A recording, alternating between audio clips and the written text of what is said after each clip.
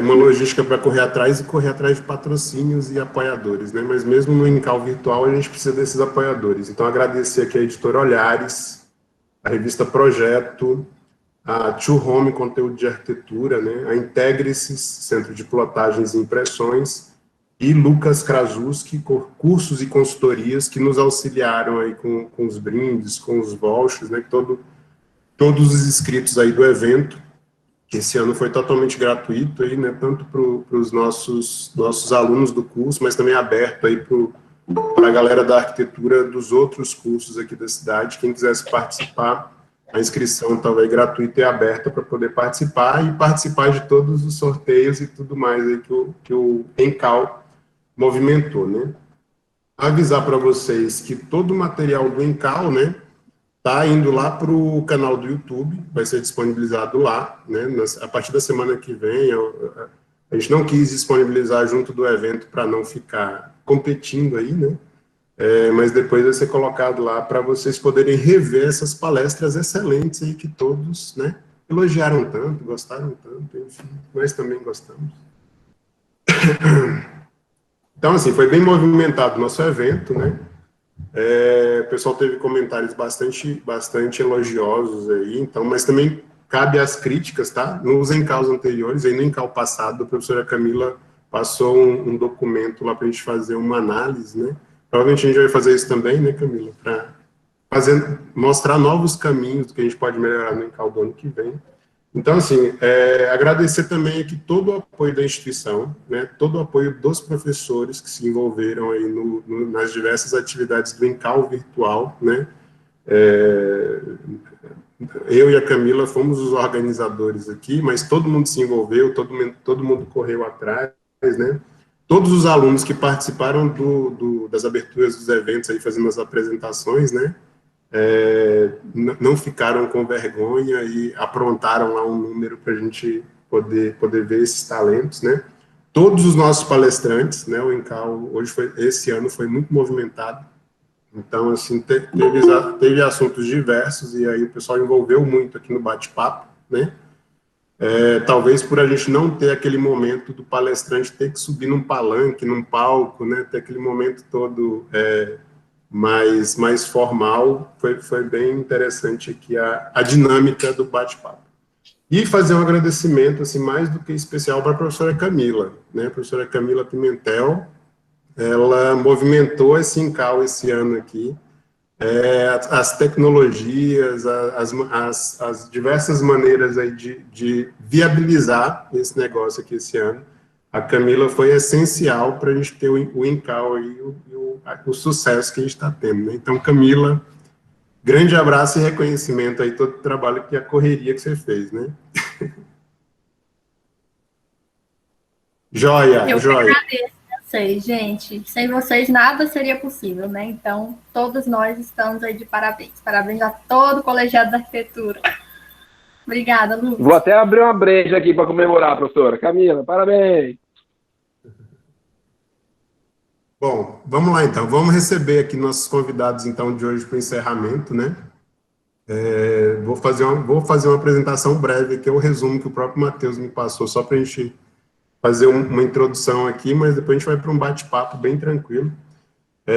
O Bloco Arquitetos, né, acho que muita gente aí já conhece os projetos deles, né, eles são figurinhas tarimbadas aí nas nossas publicações, no ArcDaily, né, o pessoal tá com bastante projeto aí, com bastante visibilidade.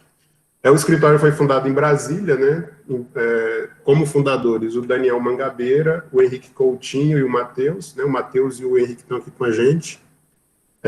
O escritório produz projetos de diferentes escalas e programas, os quais buscam uma relação direta com condicionantes específicos que podem ir desde topografia e orientação solar de um terreno ao orçamento e mão de obra disponíveis. Entre os prêmios, está resumido aqui, né, Matheus?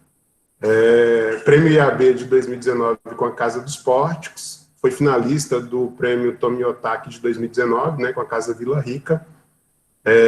Foi o segundo prêmio da obra do ano do ArcDaily Brasil, Casa Vila Rica, né, menção honrosa do IAB Rio em 2018 com a Casa das Praças, que é uma casa bem legal.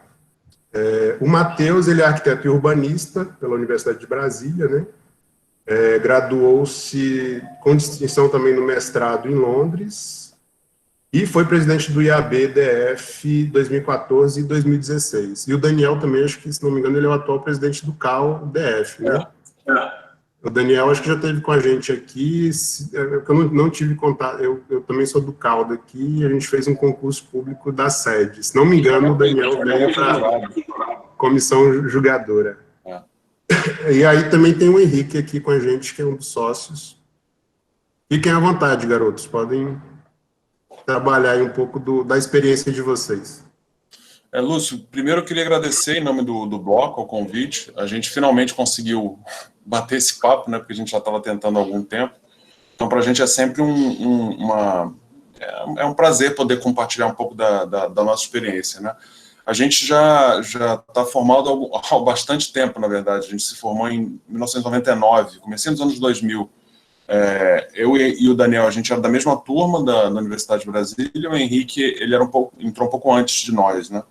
E a gente se conheceu lá na universidade e começou a trabalhar em escritório, que na época era um pouco parecido como foi algum tempo atrás, né? Porque lá em Brasília não tinha escritórios de arquitetura bons que nos interessassem para a gente trabalhar, e a gente acabou trabalhando onde tinha trabalho, que era na área de sinalização, era comunicação visual, era um escritório que fazia isso lá.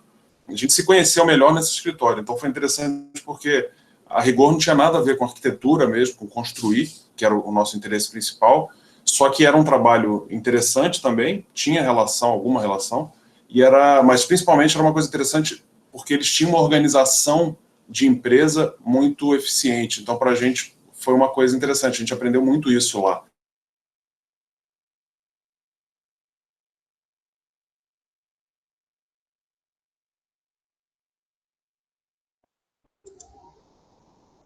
Matheus, travou aí?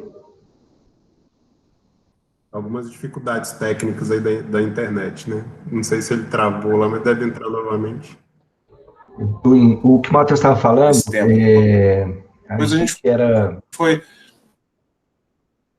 gente foi estagiário lá, né? Éramos 4 estagiários e a gente começou a ter alguns trabalhos juntos, fora o escritório, né? A gente tinha uma pequena reforma de um parente, começou a pingar projetinhos, e a gente, em paralelo ao trabalho desse escritório, a gente começou a nossa sociedade. Então, a gente está aí basicamente há 22 anos juntos, trabalhando, e a gente já começou com essa ideia de coletivo, né? de empresa, não de estúdio de arquitetura, focado no nome de algum dos sócios.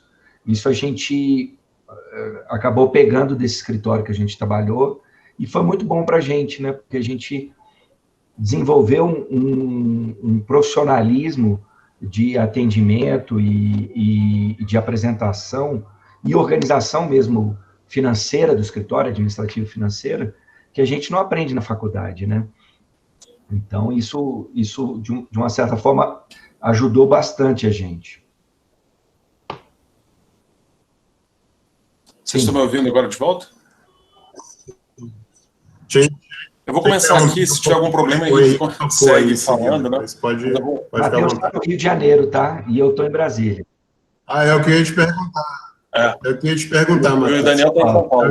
Da vez que a gente conversou lá, você falou que ia estar no Rio nesse momento, né? A gente agora está espalhado. Que, na verdade, o que aconteceu? No começo da pandemia, a gente já estava querendo sair do escritório, a gente estava, mudar de áreas, né? Só que essa pandemia veio, assim, atropelou o que a gente estava imaginando, e a gente resolveu, no comecinho da pandemia, a gente resolveu entregar a nossa sala, cada um foi para a sua casa com seus computadores, e a gente está totalmente sem sede física no momento. Cada um está num lugar, trabalhando. Tem gente até fora do Brasil, que tem um arquiteto que trabalhava com a gente, que se mudou, está morando na Inglaterra, está trabalhando de lá. Tem outra que se mudou está agora em Paris, trabalhando de lá também. E assim, a gente vai ter uma sede física de novo, começando do ano que vem. A gente já está, inclusive, organizando isso, né? Mas assim, praticamente um ano inteiro a gente vai passar sem sede física, e é possível fazer isso, né? Hoje em dia, principalmente, é possível, né? Isso foi interessante, uma experiência interessante. Não foi ideal, mas está sendo bem interessante. Vamos lá, então, a apresentação de hoje, a ideia que a gente estava é fazer uma apresentação que a gente pudesse discutir um pouco mais especificamente sobre 2 obras. A gente vai fazer uma passagem rápida sobre algumas, para explicar um pouco do que a gente tenta fazer no escritório, mas a gente vai colocar o foco em 2 obras que estão em construção, uma recentemente finalizou, né?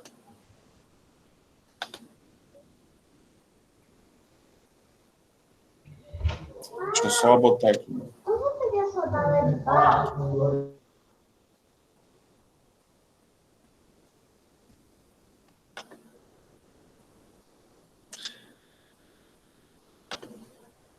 Vocês estão vendo a tela da apresentação, Lúcio? Algumas vezes ele demora um pouquinho para iniciar. Ainda não. Ainda não? Espera aí.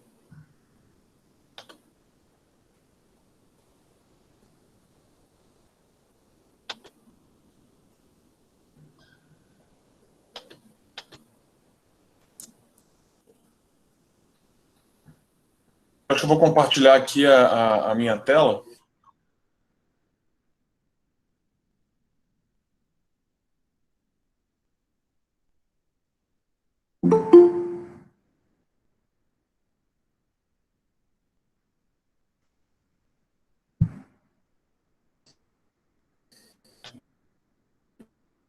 E vou abrir.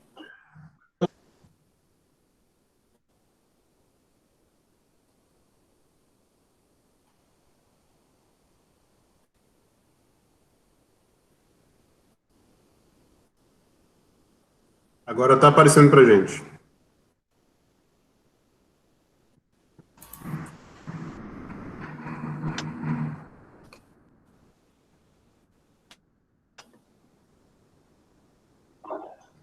Tá.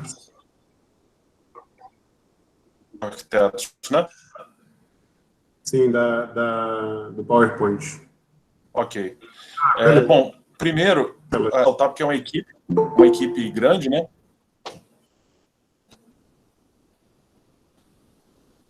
Esses 3 do meio aqui somos nós, eu, Daniel e Henrique, mas a equipe é maior, e o trabalho todo que a gente desenvolve é um trabalho coletivo, né? Apesar de ter uma certa hierarquia, mais pela experiência que a gente tem, é um trabalho onde todos podem contribuir. Eu, Daniel e Henrique, de novo, a gente estudou na Universidade de Brasília, e a gente passou por um momento na universidade onde o modernismo brasileiro estava em questionamento, né? Nem eu, nem o Daniel, nem o Henrique somos de famílias de arquitetos, né? Então, estudar na UNB nos anos 90, que a gente passou grande parte daquela década lá, foi um momento interessante, porque ao mesmo tempo que a gente estava se aprendendo sobre o ofício, a gente também passou por momentos de muitos questionamentos sobre ele, né? Então, era um momento onde no Brasil se produzia algum reflexo tardio de arquitetura pós-moderna em algumas partes.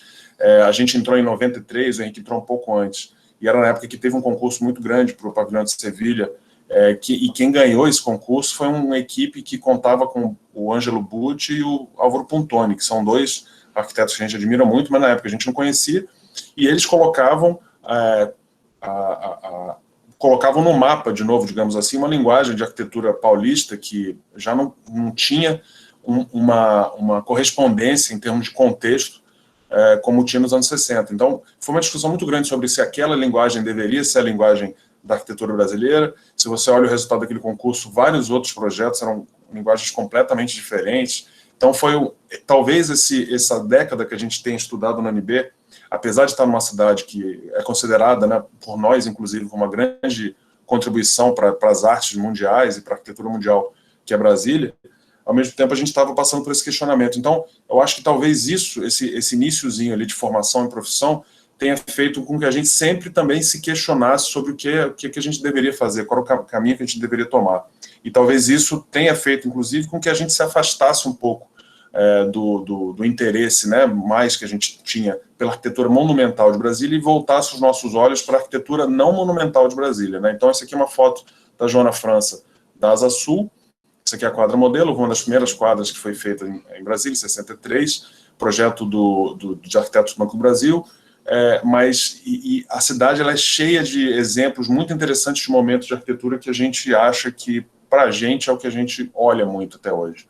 Então, existem características dessa arquitetura que a gente busca no nosso trabalho, né? Esse aqui é um edifício do Eduardo Negri, como vocês podem ver, ele é muito simples, é uma repetição de um módulo só, a fachada inteira. O Eduardo Negri é um arquiteto que também projetou muitos edifícios residenciais em Brasília.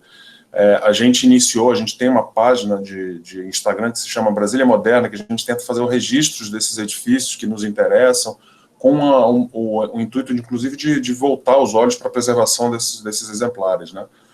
Essa é uma biblioteca do Oscar Niemeyer, que foi produzida, repetida diversas vezes na cidade, um módulo, né, que foi repetido diversas vezes, e é interessante porque o Niemeyer não é um arquiteto que teorizou muito sobre o que ele fazia, ele é um cara muito intuitivo e, enfim, não se envolveu com a academia, mas é muito interessante observar como que ele se adaptava a situações como essa, de arquitetura, digamos assim, civil, mundana, onde ele colocava uma repetição de uma viga pré-moldada, fazendo a cobertura, e isso se repetia várias vezes sem grandes firulas, digamos assim. É uma arquitetura que é muito pragmática no programa dela, né? E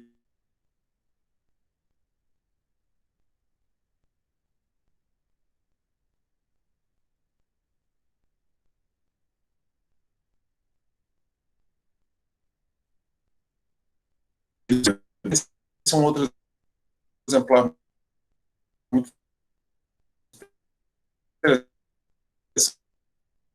interessante, que o Lelé, né, o João Figueiras Lima, que vocês devem conhecer também, uma casa em hospitais, Sara, e aquela pesquisa que ele tem com pré-moldados e pré-fabricados de aço, e essa casa é toda em tijolo estrutural, tijolo, justamente porque ele tinha à mão um mestre de obra espanhol que morou com essa família há muitos anos. Essa casa foi construída em 10 anos com a família, botando a mão na massa, mas é interessante ver como ele tem esse interesse pela tecnologia de construção, processos, e a casa é resultado desses processos, resultado desse interesse, resultado do método que ele tinha à mão, da mão de obra que ele tinha à mão também, e a linguagem deriva disso. Então, para a gente interessa ver como que a linguagem que a gente desenvolve deriva de certas condições que são colocadas por nós ou por um contexto específico. Esse é um projeto do Glauco Campelo, todo feito com vigas pré-moldadas de cobertura e lajes pré-moldadas também. Isso aqui já é um edifício residencial do Milton Ramos, que é um arquiteto que trabalhou muito com o Oscar Niemeyer, e tem uma obra autoral muito interessante também. Recentemente a gente pôde restaurar essa casa dele. A gente tem agora feito bastante trabalho de restauro, né, de edifícios a gente ainda não fez, mas a gente espera fazer. Casas, essa é uma casa dele, que a gente restaurou a casa, a condição original dela externa, e adaptou os interiores para as necessidades atuais dos donos. Esse é um edifício de um ex-professor nosso, Marcílio, mas também mostra ele também tinha um interesse muito grande em pré-moldados, fachadas ventiladas, que o nosso clima permite, né? Em Palmas é muito parecido com o Brasília, talvez um pouco mais quente. Esse é um outro edifício dele também, o Marcílio Ferreira, é um arquiteto que vale muito a pena conhecer. A maior parte da obra dele está em Brasília, e ele fazia muitos edifícios, por exemplo, esse edifício é todo em estrutura de concreto moldada no local, só que as fachadas são todas pré-moldadas também, uma fábrica que ele desenvolvia no próprio canteiro de obra. E as fachadas são basicamente um brise com diversas funções, jardineira, ele faz sombra nos interiores e consegue dar essa cara para o edifício, que é muito interessante, né? Esse é um edifício, talvez o maior edifício do Rodrigo Lefreve, um arquiteto paulista. Essas gerações iniciais que trabalharam em Brasília, que são essas fotos que eu coloquei, né, a gente colocou no começo, é interessante porque cada um veio de algum lugar, né? O Lefreve é de São Paulo, da USP, tem a formação dele lá da USP, e esse edifício é todo construído em estrutura de concreto moldado no local, mas as fachadas são todas feitas com pré-moldados, né? Então a gente, depois, quando a gente se formou alguns anos depois, a gente teve a oportunidade de fazer um edifício perto, nos arredores de Brasília, que a gente olhou muito para esse tipo de artifício que a gente pode usar para fazer com que o prédio responda bem ao clima local e, ao mesmo tempo, fazer com que essa esse artifício de proteção ele também seja parte da linguagem da arquitetura. E esse é um outro arquiteto que a gente se interessa muito também, que é o Sérgio Bernardes, né? Tem um documentário dele muito interessante. Isso é uma casa que eu visitei recentemente, nos últimos anos, uma casa que fica em Petrópolis, a primeira casa no Brasil que usou estrutura metálica na cobertura, em 1951. Tem algumas casas nossas recentes que a gente não usou estrutura metálica especificamente, mas procurou essa linguagem de tentar misturar, às vezes, tecnologias de construção que façam sentido para usos diferentes, né? Você vê aqui que a cobertura mais leve é de aço e a parte mais pesada da construção é de concreto. Esse é um edifício que a gente pôde restaurar recentemente, que é um do Oscar Niemeyer, na Praça dos Três Poderes, é uma casa de chá. Então, não necessariamente a gente olha para a arquitetura monumental de Brasília, como comentei, mas ao mesmo tempo a gente tenta buscar lições de várias coisas que a gente vê. Então, a gente acha muito importante olhar muito para o que foi feito antes, né? A gente vê que a arquitetura ela é um resultado das arquiteturas que vieram antes dela, né? A gente não tem nenhum problema em falar isso, a gente não busca nenhum rompimento, a nossa ideia realmente é poder continuar de um ponto e aprender com essa tradição que veio antes da gente. Então, o Niemeyer, né, aqui é um edifício que foi pensado inicialmente para ser uma casa de chá, e depois virou um centro de atendimento ao turista, totalmente escondido na Praça dos Três Poderes. Essa cobertura fica mais ou menos 1,10 m do chão. Então, esse tipo de lição é muito... a gente tem muito material aqui no Brasil para visitar, e, enfim, Brasília, São Paulo, em várias cidades você tem exemplares interessantes de onde a gente pode aprender. Então, falando nisso, vou mostrar uns projetos um pouco mais antigos nossos. Essa é uma casa que fala exatamente sobre essa questão do terreno, né? Alguns projetos nossos, eles podem ser estudados ou vistos com base em alguma característica que foi colocada para a gente e que direcionou a resposta que a gente deu. Nesse caso, era um aterro existente nesse terreno, um aterro que já estava lá quando o dono comprou, e a gente, na visita inicial, a gente viu que esse aterro ele poderia ser ampliado e a gente poderia implantar, por mais que o terreno fosse muito acidentado e muito em declive, a gente poderia implantar a casa num só nível e, ao mesmo tempo, fazer com que isso permitisse que os vizinhos mantivessem a vista para uma mata nativa que tem no fim do terreno. Então, ao mesmo tempo que é um terreno muito inclinado e que não permite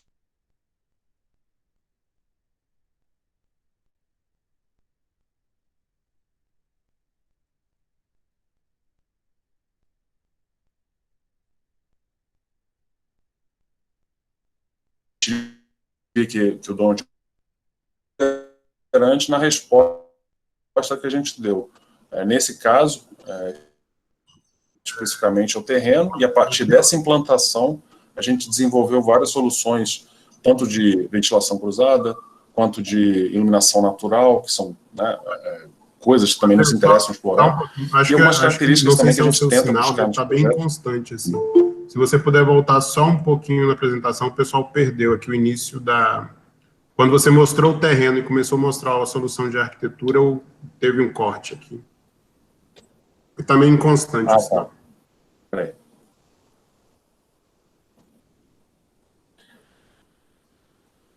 Aqui é o terreno, o aterro existente, né? A gente ampliou esse aterro que existia com o intuito de implantar a casa em um só nível. E a ideia de implantar a casa em um só nível era justamente para fazer com que ela pudesse ser toda térrea, com acessos por rampas, e a gente pudesse liberar a vista da mata que existe ali embaixo, para os vizinhos, né? Então a casa não bloquearia a vista dos vizinhos. Aqui é uma planta dela, apesar de estar num terreno muito íngreme, ela fica toda num nível só, né? Os acessos são feitos por rampas. E eu estava comentando que várias características desse projeto, como a utilização de poucos materiais, a minimização de tipos diferentes de material, utilização de estrutura que seja, por exemplo, essa casa toda construída com uma estrutura muito simples de laje pré-moldada de concreto com isopor entre as vigotas. Ela tem uma viga protendida, então é uma estrutura muito barata de ser feita. Ao mesmo tempo, como a gente tem uma estrutura muito barata e muito leve, a gente, nesse caso e em alguns outros casos, essa estrutura ela acaba não aparecendo, ela não é a protagonista da linguagem, é uma casa mais volumétrica, né? Então, várias casas nossas têm essa ideia da gente trabalhar o espaço e a estrutura fica em segundo plano, né? E como linguagem ela não é o principal. Esse é o quintal que eu comentei, que ao mesmo tempo que a gente perde, né, ou não tem um quintal por causa do declive do terreno, esse degrau, esse quintal, ele é, né, proposto como o teto-jardim da casa. E esses são os elementos que a gente criou, que iluminam os interiores dos banheiros e ventilam também. E são uma espécie de mobiliário ali para esse terraço. Assim como esse projeto tem essa resposta muito direta a uma implantação, ao terreno, né, outros, por exemplo, como esse aqui, são uma resposta muito específica para condições de sol, insolação, que em Brasília, no Brasil quase todo, é uma constante, né? Isso aqui é um terreno também em aclive, muito acentuado. Então aqui nesse corte explodido dá para ver os 3 níveis que a casa tem, né? Um subsolo aflorado, um térreo e o primeiro pavimento. E a forma da casa, ela deriva do ângulo do sol. A única fachada livre da casa é uma fachada que ficava voltada para o poente, né? Então, lógico, a gente tem vários artifícios para lidar com o sol da tarde, né, para proteger o interior do sol da tarde, né? Várias tecnologias, inclusive. Mas a gente sempre tenta fazer da forma mais simples possível esse tipo de proteção. Então, nesse caso aqui, a gente explorou a própria forma da arquitetura. Não tem brise, não tem vidro especial, nada. É só a própria sombra que a casa faz sobre ela mesma, num certo período do dia, que é às 16 horas, né? A partir desse horário o sol começa a entrar no interior, mas antes disso a própria casa faria sombra nos interiores. E ao mesmo tempo a gente implantou a casa nesses níveis para fazer com que o quintal pudesse manter uma vista livre através da sala para essa vista que a gente tinha do vale, né? Então, em alguns outros casos, como nesse aqui, o sol é preponderante na definição da forma, né? Importante falar também, Matheus, que a gente teve experiências anteriores, assim, bem desagradáveis, da gente planejar um brise, um elemento de fachada de proteção, e que no momento da execução, por um motivo financeiro, o cliente, ele não executou. E aí a casa ou a construção perde todo o sentido, né? Aí a gente começa a pensar na questão a gente fala muito na dieta funcional, que é retirar todo o excesso do projeto, pensando naquilo que possa ser cortado. Nessa casa, a partir do momento que ela estava com a estrutura e a alvenaria construída, ela já estava praticamente pronta, né? A gente não tinha o risco de perder o projeto por uma decisão financeira vinda do cliente. Exatamente. Isso esse edifício também é a mesma coisa, o edifício que eu comentei antes. É um terreno grande na margem de uma rodovia muito movimentada que liga Brasília a Taguatinga. A gente tinha um orçamento de obra muito baixo, e a gente sabia que se a gente propusesse qualquer coisa que fosse muito sofisticada de ser feita ou muito cara, ela ia ser deixada no final da obra e muito provavelmente ia ser cortada, né, do orçamento. Então, o que a gente comentou é isso, uma dieta funcional, que a gente fala, né? Tudo que puder ser tirado, a gente mesmo tira, para que o projeto não tenha como ser diminuído, não tenha como ser subtraído nada, assim. Então, a gente tem muito essa preocupação de viabilizar a solução. Nesse caso, esse edifício, a gente implantou, a gente tinha um certo orçamento que não permitiria construir a área total do terreno, então a gente propôs construir a frente do terreno, porque a gente sabia que a gente poderia configurar esse edifício já fazendo a parte frontal do terreno, e no futuro, se outro arquiteto viesse a fazer uma ampliação, ele não ia fazer parte da fachada principal, né? Ele é um edifício que permite que isso seja feito no segundo momento, né? Que aqui no final, esse L aqui, ele pode ser fechado com uma outra ala ali no final, e esse desenho aqui na frente do edifício é justamente armários que a gente criou, de alvenaria mesmo, eles servem. A gente estudou o ângulo do sol e o som que vinha da via, e a gente protegeu os andares mais sensíveis, o primeiro, o segundo e o terceiro, do som excessivo e do ruído do sol da tarde com esses armários. Então, eles sombreiam o interior, ao mesmo tempo protegem do som da via, e no futuro, quando as salas pudessem ser compartimentadas, para o edifício não tivesse mais a ventilação natural, esses armários podem ser usados para encaixar ar-condicionados, enfim, ele tem várias funções, né?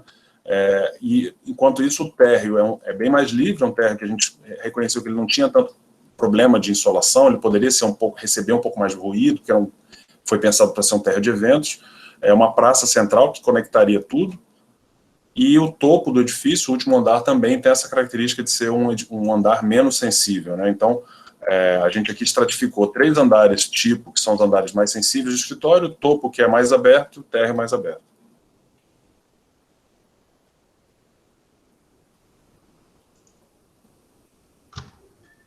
É bom falar que assim, a proposta formal do prédio surgiu da necessidade de proteção, né? Então, a gente não imaginou esse prédio formalmente, inicialmente. A gente tentou solucionar de todas as formas a questão da insolação e do barulho da via, né? Porque é uma via de alta velocidade que passa, o prédio ele está praticamente esses 3 pavimentos na altura da via, porque a via é mais elevada, e a gente tinha que solucionar isso de uma forma eficiente e barata. Exatamente. O custo de esse prédio foi muito barato. A gente conseguiu superar a meta ele custou menos do que a gente estimou no início. Foi uma obra muito barata, por isso que ele tem várias... Por exemplo, aqui só estava o primeiro andar ocupado. A nossa ideia foi que ele pudesse ocupar o primeiro andar, deixassem os outros andares por fazer e depois ocupar aos poucos, né? Então, a gente criou, quando você olha a fachada, são 2 tipos de elementos, né, só. E esses 2 tipos de elementos, é lógico que na decisão da arquitetura leva em conta esses aspectos técnicos e depois você, com aquilo ali, você compõe o que for necessário também. Então, esse miolo aqui, a ideia é que o edifício ele já estivesse pronto, sem qualquer tipo de ampliação, mas que quando viesse uma ampliação, eventualmente, ele também pudesse responder bem a isso, né? Essa aqui, então, seria a ponte, digamos assim, que ligaria as duas alas, só que enquanto a segunda ala não é feita, ela é também um mirante para essa área industrial da cidade. A mesma coisa aqui, que isso aqui já é um projeto residencial, onde a gente tinha um terreno, uma casa construída nesse terreno, e um fundo do terreno que não tinha grandes interesses em termos de vista, era um terreno mais emparedado e todo plano. E aqui também aparece um outro tema que a gente se interessa, né, que é pesquisar repetições, né, sistemas onde a gente possa definir um sistema principal construtivo e uma modulação principal, que ela, né, defina o que a gente vai fazer, e dentro disso a gente faz pequenas adaptações e vai encaixando o programa, né? Então esse tema também nos interessa, aparece em alguns projetos, talvez nesse de uma forma mais visível, né? Casa Cavalcante também que a gente vai mostrar tem esse tipo de abordagem, e nesse caso aqui aparece uma questão que é a nossa presença em obra, depois de muitos anos indo à obra, a gente se interessa muito em ir à obra, e lógico, a gente não teve essa vivência na faculdade, e a gente foi aprendendo aos poucos nas obras que a gente fazia. Nesse caso aqui, a gente criou os pórticos em concreto construído no local, e a gente queria usar essa laje, que é uma laje pré-moldada de tijolo, que é muito comum no Brasil, só que nesse caso aqui a gente queria, ao invés de apoiar a laje na viga, a gente queria pendurar a laje na viga, a gente queria arranjar uma forma dela ficar nivelada por baixo dos pórticos. E esse detalhe, que depois a gente pode explicar com mais profundidade, ele foi desenvolvido na obra junto com os engenheiros, tanto de cálculo quanto de obra. Como é que a gente vai pendurar essa laje, né? Porque normalmente essa viga é feita e essa laje é apoiada em cima. Nesse caso a gente teve que fazer um esquema diferente de obra e uma concretagem diferente para conseguir nivelar os dois. Aqui dá para ver bem essa modulação, esse sistema.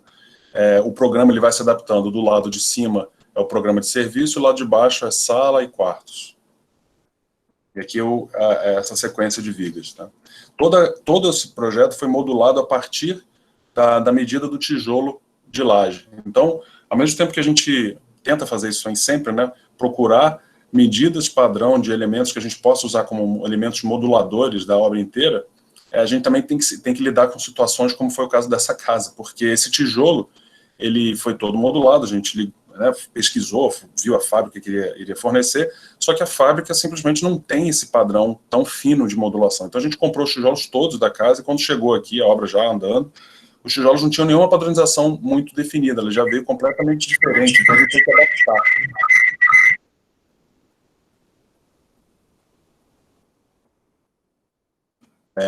Esse mesmo sistema de vigas e pilares, ele também constrói mobiliário da casa, né? Então, vários móveis são feitos com o próprio concreto da estrutura, que já foi feito na concretagem. De novo, aqui aparece um tema que também para a gente interessa bastante, que é a utilização dos materiais naturais, né? A gente prefere, por exemplo, se a gente vai usar um piso de cerâmica, a gente prefere usar um piso com cara de cerâmica, né? Não que eu quero dizer que a gente não evita ao máximo utilizar materiais que imitam outros materiais. Por mais simples que o material seja, a gente prefere usar a simplicidade dele, a aparência simples dele, a fazer alguma coisa que não seja genuína. Então, por exemplo, aquelas casas brancas, né, onde a gente tinha, são casas, inclusive, que são casas mais fáceis de construir, esse volume, ele não demonstra nenhum material que compõe o volume, é uma composição mais abstrata. Nesses casos, dessas casas aqui, não. A gente tenta fazer com que toda a estrutura complementar, a estrutura de instalação, ela vire parte da linguagem do projeto.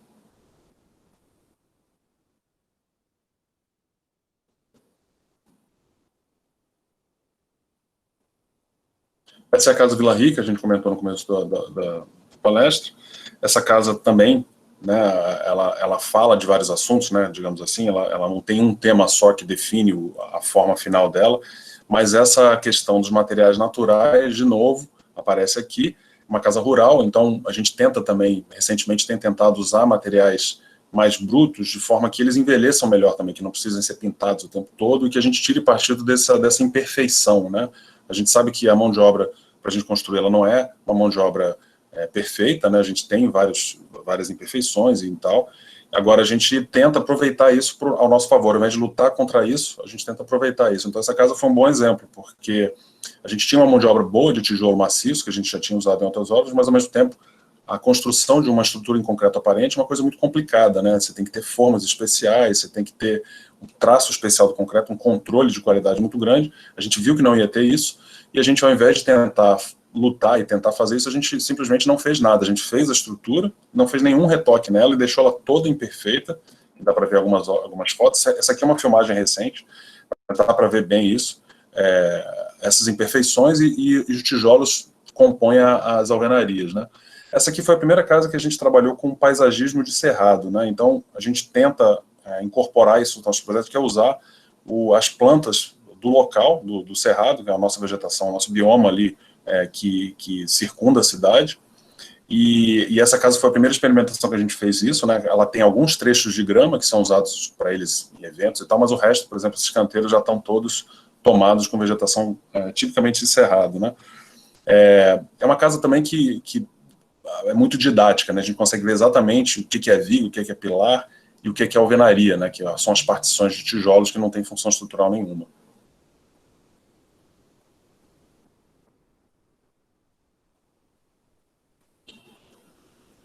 Ela é elevada do piso, assim, por dois motivos. O primeiro é que a gente não queria interferir no terreno, a gente não queria fazer grandes aterros nessa, a gente viu que daria para fazer a casa assim. E segundo, é um artifício interessante para evitar a entrada de animais, né? Cobra, rato, porque isso aqui é uma área rural, né? Isso aqui realmente tem esse... A gente é que está invadindo a área deles e não o contrário. O que é interessante nessa casa também é que o clima, ele permite que, essa forma foto recente, toda a circulação da casa ela é feita por fora, ela tem apenas um corredor de ligação dos quartos, que esse aparece à esquerda aqui, só que todo o resto da circulação é feito por fora, né? Então, você está na sala, você tem que sair para a varanda para poder chegar nos quartos, enfim, e era uma ideia de você poder ter contato com a natureza forçadamente antes de ir para os quartos ou usar a casa. Essa aqui é exatamente a ligação entre a sala e os quartos, uma ligação aberta, ela é apenas uma cobertura muito simples de laje e, enfim, se estiver chovendo, a água, você toma um pouco de chuva, enfim, a ideia era você poder ter contato direto com a natureza e os donos toparam isso, foi muito interessante. Isso é uma foto recente também que mostra um pouco dessa vegetação que já está de cerrado, que já está crescendo, que era a intenção original de realmente circundar a casa com uma vegetação de cerrado genuíno. Essa é a dona da casa e esses são os tijolos da segunda fase. Nessa casa ela é um terreno muito grande, de 1 hectare, e a ideia, a gente tem vários pavilhões que vão ser construídos aqui, algumas partes deles já foram feitas e esse é o material de construção de outras partes, né?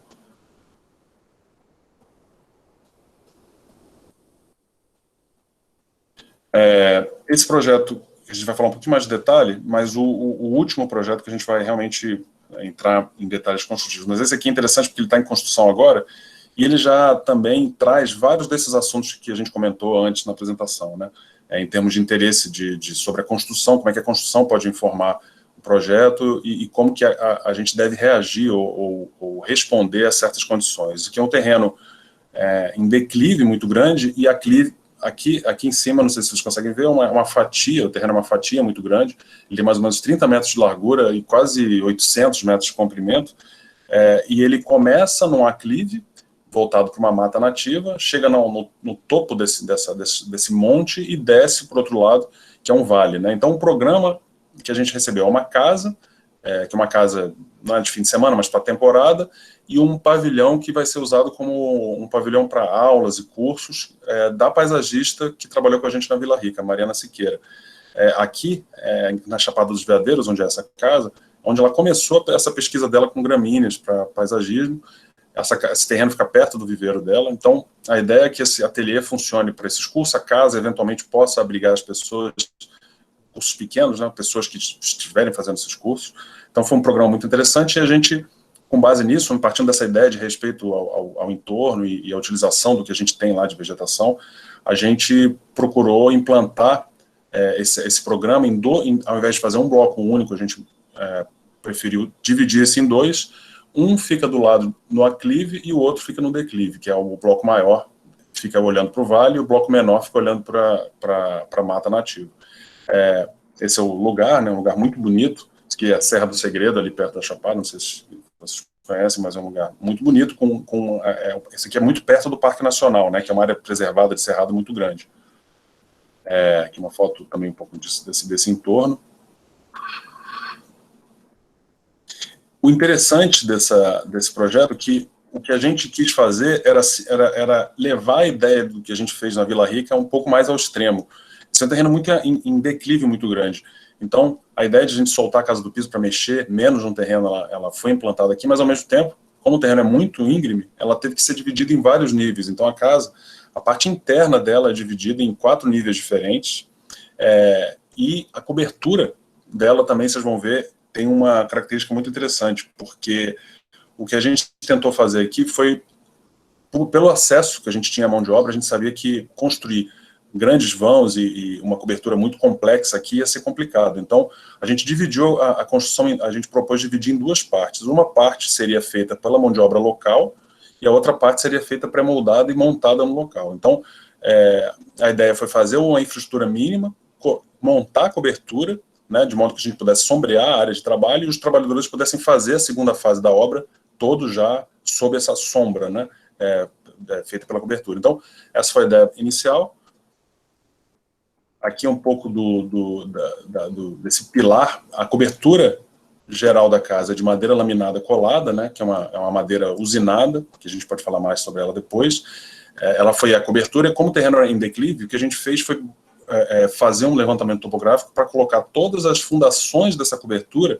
Cada fundação tem um nível diferente, porque ela se adapta ao terreno. E isso foi uma coisa muito complicada de fazer. A gente, inclusive, acha que talvez não tenha sido ideal, porque a gente não tinha acesso à topografia ali muito exata. Então, um dos problemas que essa obra teve, que a gente contratou um topógrafo local, o projeto foi todo feito com base nessa topografia, a cobertura de madeira foi fabricada, inclusive, com base nisso, e quando a gente foi começar a montar, a gente viu que a topografia estava errada. Então, teve que refazer a topografia, teve que adaptar. Sorte que o terreno era muito grande, então a gente movimentou a casa um pouco no terreno, sem mudar a orientação solar dela, né? Só subiu ou desceu, e encontrou um terreno mais parecido, mas mesmo assim a gente teve que fazer algumas adaptações de pilar, enfim. E a ideia aqui era usar a seção mínima que a gente conseguisse de pilar, uma seção muito fina. Só que como essa cobertura é independente do núcleo dela, ela tende a balançar muito com o vento, uma área que venta muito. Então a gente tinha 2 opções aqui, ou engrossar esse pilar para resistir a isso, ou fazer o que a gente fez, que a gente propôs com o engenheiro, foi um trabalho em conjunto, que era fazer esses cabos, né, que são esses cabos que vocês vão ver nas fotos, mas eles são cabos de estabilização da estrutura. Então a estrutura tem pilares muito finos, esses cabos de estabilização para ela não balançar, e nesse miolo, entre o pilar e os cabos, desce um tubo de queda, que é um tubo que capta água de chuva. Então essa casa ela é toda... a cobertura, na verdade, ela é uma captação gigantesca de água. Essa casa ela vai no futuro, ter mais ou menos 100 mil litros de reserva de água, e a ideia é que ela seja quase autossuficiente. Ela vai usar praticamente água de chuva só. Aqui é o detalhe, foi desenvolvido com a ITA, que é uma empresa de engenharia de São Paulo, que produz essa estrutura de madeira em conjunto com a gente, né? Então a gente tem um trabalho também que a gente tenta fazer de aproximação, entendimento do que deve ser a estrutura, e isso ao longo dos anos permitiu para a gente propor junto estrutura, né? Soluções estruturais. Essa ideia do cabo a gente propôs a eles, né? Eles estavam com outras ideias, enfim, foi um trabalho conjunto muito legal. Aqui mostra esse conjunto de materiais, madeira, cabo e o bloco de fundação, que na verdade também é uma caixa de captação de água de chuva. Então, todas as formas aqui, elas derivam de funções muito específicas, né? Então, esse bloco ele tem essa forma por causa disso. Ele é uma ancoragem dos cabos e é a captação de água pluvial. Aqui é um corte da casa, mostra bem esses 4 níveis, né? Que são 4 níveis internos. Essa parte não é tão interna assim, mas é um nível da casa.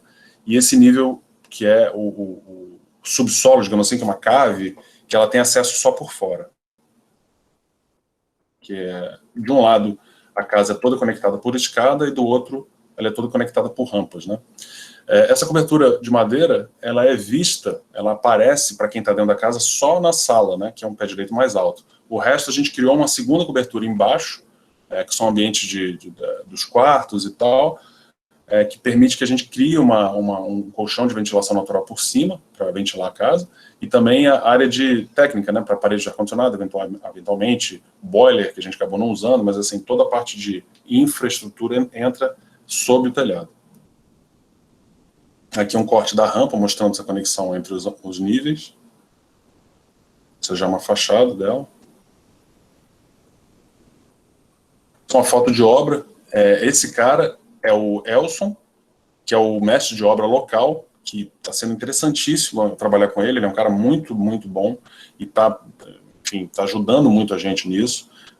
Esse aqui sou eu, nessa foto, e essa aqui é a Mariana Siqueira, que é a dona da família dela, é a dona desse terreno. Então, eles estão fazendo esse projeto, a família toda, como uma casa / centro de preservação do Cerrado. Essas são as primeiras coisas que a gente fez, né? Essa alocação desses blocos e a fundação aqui dessa viga baldrame que segura os níveis internos. E já com as lajes já concretadas, essas caixas fundação, né? E os pilares começando a subir. Isso tudo com mão de obra local, mão de obra para fazer a estrutura, né, principal. Aqui já mostra o lado lá das escadas, os níveis conectados, as lajes. Aqui ela desforma, sem as escoras, né? E depois dessa fase aqui a gente começou a montar a cobertura em cima de madeira e o resto da obra foi feito embaixo, está sendo feito, né? Ela não finalizou ainda, embaixo dessa sombra. Já é uma foto um pouco mais recente, a obra já andou mais que isso. Essa é uma foto do bloco de apoio do outro lado do terreno, né? Tá vendo que aqui ele fica olhando para o outro lado.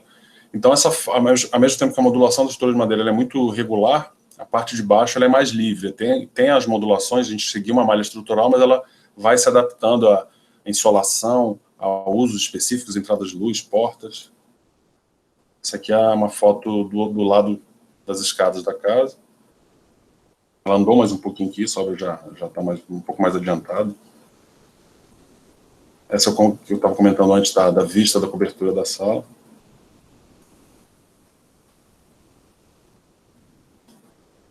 E aqui já é uma foto de umas 3 semanas atrás, 4 semanas atrás.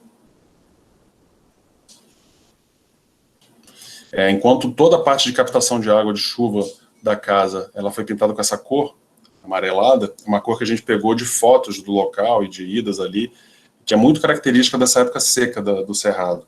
E do outro lado, que é o lado do pavilhão, toda a tubulação ela é identificada com uma cor verde também muito específica da época chuvosa do Cerrado.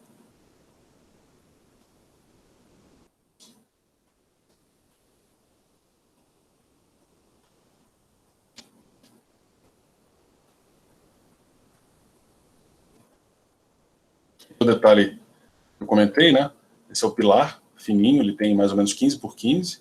Esse é a estrutura de estabilização. Esse é o tubo de queda de água pluvial e essa é a calha. Como o telhado é muito grande, uma água só, a gente dividiu ele em várias partes. Na casa são 5 partes, 5 calhas diferentes, e no pavilhão de apoio, lá a escola, né, o ateliê, são 3 panos. Então, o telhado, a água nunca pega a velocidade muito grande, porque ela vai sendo interrompida por essas calhas.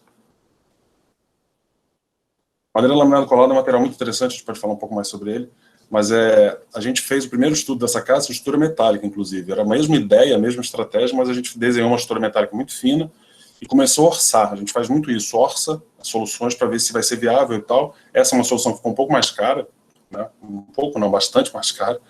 E só que no final os donos tinham essa intenção de ter um impacto menor. A estrutura metálica, ela pode-se dizer que ela é uma estrutura ecologicamente correta na medida em que ela é reaproveitável, né? Ela não, em teoria você pode desmontar e montar em outro lugar, reutilizar, né?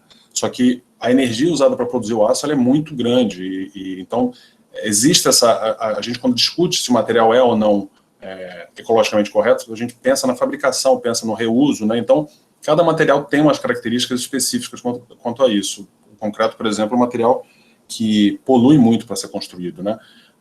A gente ainda constrói muito com concreto aqui no Brasil, né? Tem outras questões envolvidas de mão de obra, mas se a gente for comparar todos esses materiais que a gente tem usado, a madeira laminada é talvez um dos mais ecologicamente que tem uma pegada menor, né? Ela é um material renovável, né? Isso aqui é um plantio feito todo um manejo ecológico, né? A madeira no crescimento da madeira, ela prende o carbono na própria estrutura dela, então ela não vai para a atmosfera, está aqui no próprio material. Então tem várias coisas interessantes do material que são... Ainda é um material caro, né, de se usar hoje em dia, mas a gente acha que isso aqui tende a ficar mais acessível. Alguns testes que a gente fez para a tela, né, então a gente tinha testado o amarelo e acabou decidindo usar esse cinza escuro para ele desaparecer no contexto. Eu acho importante falar também, Matheus, é que esse é um projeto de 2018, início de 2018 que a gente começou, e até chegar à construção, houve muita pesquisa, houve muito trabalho no projeto, a gente testou diversas alternativas. A primeira alternativa, ela não tinha esse telhado desconectado, né? A arquitetura, gente, ela não pode ter ansiedade, né? Que é de você querer a coisa pronta, muito rápida. Então, ela tem esse tempo de maturação, e esse tempo de maturação ela é importante, porque a gente consegue evoluir o projeto com muita perspicácia e muita delicadeza. Você vai amadurecendo os detalhes, né? Inclusive, a cor do guarda-corpo que o Matheus mostrou agora, foram decisões que a gente tomou tem pouco tempo, né, Matheus? Recente. E a gente ficou ainda muito na dúvida, testou, viu que o amarelo ele poderia ter uma confusão visual ali, então a gente resolveu partir para o cinza. Então, gente, eu falo porque assim, muitos de vocês vão se formar agora e tem aquela expectativa já de começar a projetar e começar a construir. As coisas demoram. A arquitetura é uma maratona, não é uma prova de 100 metros. Então, tenham calma que a coisa acontece, mas ter essa preocupação em fazer um trabalho mais minucioso, eu acho importante. Henrique, eu acho que é interessante comentar também um pouco do nosso processo, né? Todos esses projetos que a gente está mostrando, é raro a gente começar com um desenho muito fechado do que a gente quer. É um exercício que a gente faz, né? De tentar fazer com que ele se construa, tanto que as primeiras apresentações que a gente faz para o cliente, normalmente, isso varia, né, muito, mas muitas delas são muito simples, são apresentações de desenho, rascunho, porque a gente não fica muito apegado a uma solução específica, a uma forma específica. A gente sempre tenta se desafia para que essa forma ela faça sentido para o que é o programa, né?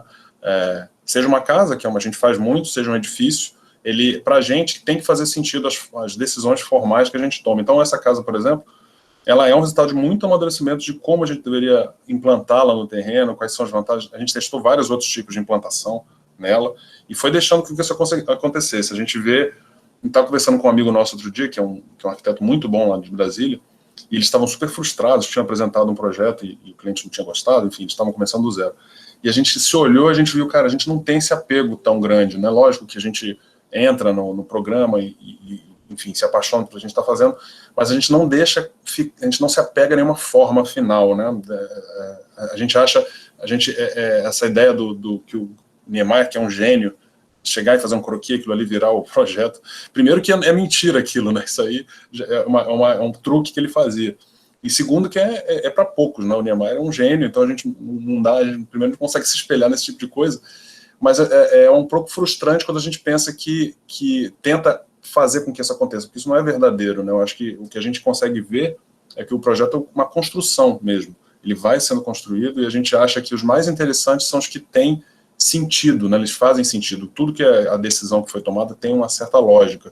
Tanto que a gente acha que, hoje em dia, com o excesso de informação visual que a gente tem, é até mais difícil chegar à essência do projeto. Então, o que a gente recomenda, assim, quando a gente tem a oportunidade de conversar com alunos, é isso.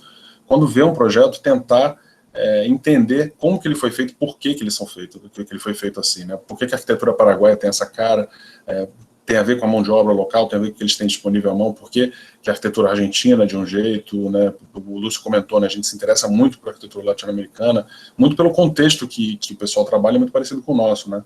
Então é isso, tentar chegar à essência e fazer com que o projeto ele seja uma resposta ao que é colocado para a gente, né? O nosso papel como arquiteto é realmente viabilizar isso e fazer um trabalho de síntese mesmo, né, que é um pouco do que o Henrique comentou. Esse é o último projeto, a Casa Cavalcante, ela acabou de ficar pronta, ela também é na região da Chapada dos Veadeiros. Não sei se vai dar para ver aqui, Lúcio, mas é um mapa da cidade de Cavalcante. Ela também está próxima ao Parque Nacional, mas ela é bem mais distante que a Casa Palicúria. A Casa Palicúria, ela fica mais ou menos 10 minutos da pista de acesso, aliás, menos que 10 minutos da pista de acesso a uma cidade, São Jorge, uma cidadezinha média, pequenininha, mas, enfim, tem uma certa infraestrutura. Então, a obra lá, na Palicúria, apesar de ter uma certa dificuldade de mão de obra, a gente está fazendo esquadrias com vidros grandes, a gente está fazendo várias coisas que são possíveis fazer, terreno de difícil acesso, mas é perto de uma cidade. Aqui não, aqui é muito isolado de qualquer cidade. Elas são 5 horas de distância. Então, aqui, no caso, o projeto é completamente uma resposta a essas condições. Esses objetivos de tentar minimizar o impacto da casa no entorno, mas a forma da casa aqui é um resultado direto dos condicionantes que a gente tinha para construir. Na Palicúria tem um condicionante, né, mas o método de construção é menos limitado que essa casa aqui. Ela fica nesse terreninho, é um terreno muito grande, mas na verdade ela é uma casa pequena em relação ao terreno, né? E ela é esse pontinho vermelho aí, próximo a um rio. Esse é o terreno dela, também muito bonito. É um terreno pedregoso, com muito cristal e uma paisagem de cerrado nativo bem interessante. Então, a gente se deu conta nas primeiras visitas ao terreno foi que o acesso é muito complexo. A única forma de chegar nesse terreno era com um carro, Jeep grande, 4x4, enfim. E qualquer material que a gente fosse levar para lá, a gente tinha que pensar nesse transporte. Então, a gente começou a ver como é que a gente poderia chegar com o material aqui, que tipo de caminhão chegaria aqui, né? A Casa Palicúria, por exemplo, a gente chegou a estudar fazer toda ela em concreto, que era o material mais barato, concreto usinado, né? Mas a gente viu que era impossível chegar com um caminhão de concreto usinado na casa. Então, uma das razões que a gente fez parte dela em madeira e em parte em concreto foi usar concreto nas lajes menores, né? É um concreto que você consegue rodar no lugar. Nesse caso aqui, quase nenhum tipo de caminhão chegaria aqui, né? Então, essa estrada, no finalzinho da estrada, muito ruim, aqui é um pouco da vista, e esse é o tipo de caminhão que chegaria lá. A gente mediu essa carroceria desse caminhão que chegaria lá, e aí, a partir disso, a gente começou a dimensionar a mesma estratégia da Palicúria, fazendo 2 partes, né, sendo que a parte da cobertura teria que ser uma cobertura um pouco mais barata, que a cobertura de madeira, pelo orçamento que a gente tinha. Então, a gente optou pelo aço, nesse caso aqui, e o núcleo dela foi construído em estrutura mista, parte em adobe e parte em tijolo furado. Mas todos os materiais que a gente imaginou em levar teriam que caber nessa caçamba. E outra coisa, a estrada muito acidentada não permitiria que a gente levasse vidros muito grandes, por exemplo, para as esquadrias. Então, a gente modulou um vidro muito pequenininho. As esquadrias todas foram moduladas com esse vidro menor que pudesse chegar lá sem quebrar. Alguns desenhos iniciais, né? A gente acaba que não mostra muito esses desenhos, eles se perdem no processo às vezes, mas esse aí foi guardado e foi interessante, porque esse é um dos primeiros estudos de modulação e forma dela, né? Ela passa muito por esse tipo de desenho um pouco mais pensando em montagem mesmo, né? Aqui é a dona da casa abrindo o projeto para ver com os mestres de obra. Aqui é uma planta dela. Então, qual é a estratégia que a gente utilizou? São vãos de 3 metros de eixo a eixo, de pilares. A gente criou uma cobertura também independente, que foi uma das primeiras coisas a ser feitas, como na casa do Palicura. Só que uma cobertura muito mais simples e a forma dela, ela é resultado da colocação da telha que a gente utilizou sem cortar. A gente pegou, vamos levar uma telha para o local e vamos fazer com que ela não precise ser cortada, porque a gente não vai poder estar lá o tempo todo, né? É uma obra que a gente foi 5 ou 6 vezes no total a essa obra, né? Então, obras em Brasília, obras em São Jorge ou WhatsApp, a gente tem acesso. Essa obra nem isso tinha, porque não tinha internet aqui, então tinha que ser uma coisa muito didática de ser executada. De novo, a gente usou um terreno plano, né? A estratégia de soltar a casa do chão para evitar a entrada de animal, uma casa que ela fica vazia a maior parte do tempo.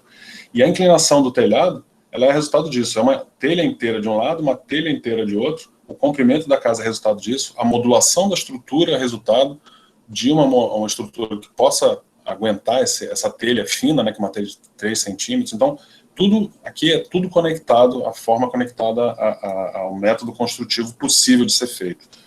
E esse esquema mostra um pouco isso. Essa é a telha metálica com isolamento térmico. Embaixo dela vai um forro de madeira, um compensado de madeira natural. Essa é a sequência de pórticos em triângulo, né, que a gente montou. E as fachadas leste-oeste, elas são protegidas por brises que são feitos com eucalipto. É uma tora de eucalipto seca, que ela é presa direto na estrutura. É um material que a gente viu que ele é um material sustentável, né? O eucalipto tem um crescimento muito rápido, e ao mesmo tempo uma coisa que a gente descobriu na obra foi que o eucalipto ajuda a espantar mosquito. Aqui é muito quente, e tem muito mosquito e inseto, né? Tem alguns esquemas de montagem dessa estrutura. Aqui a confecção do adobe, né?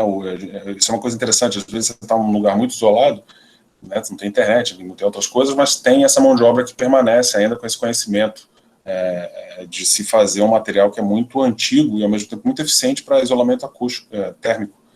Ao mesmo tempo que as paredes externas da casa elas não, são mais difíceis de passar a instalação, é impossível passar nesse bloco, a gente teve que fazer paredes internas para distribuir a instalação, ela dá uma inércia térmica muito boa para a casa, né? A casa é uma casa que fica fresca, né? A maior parte do tempo, que é a produção do tijolo.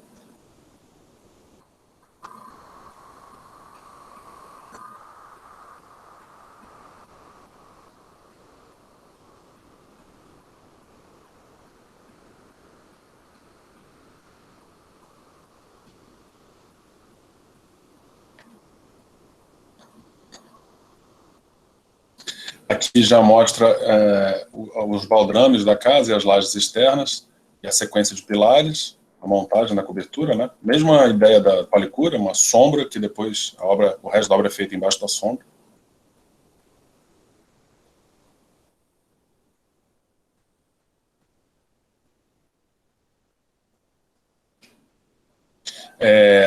Grande parte das esquadrias não tem vidro, ela só tem tela anti-mosquito, que a ideia é que, como o terreno é um lugar muito quente, é que a ventilação pudesse passar pela área de serviço, cozinha, só os quartos são fechados, né? Mas por causa de privacidade, questão de ficar escuro também, mas o resto da casa inteira tem várias esquadrias que elas são só tela, elas não têm vidro.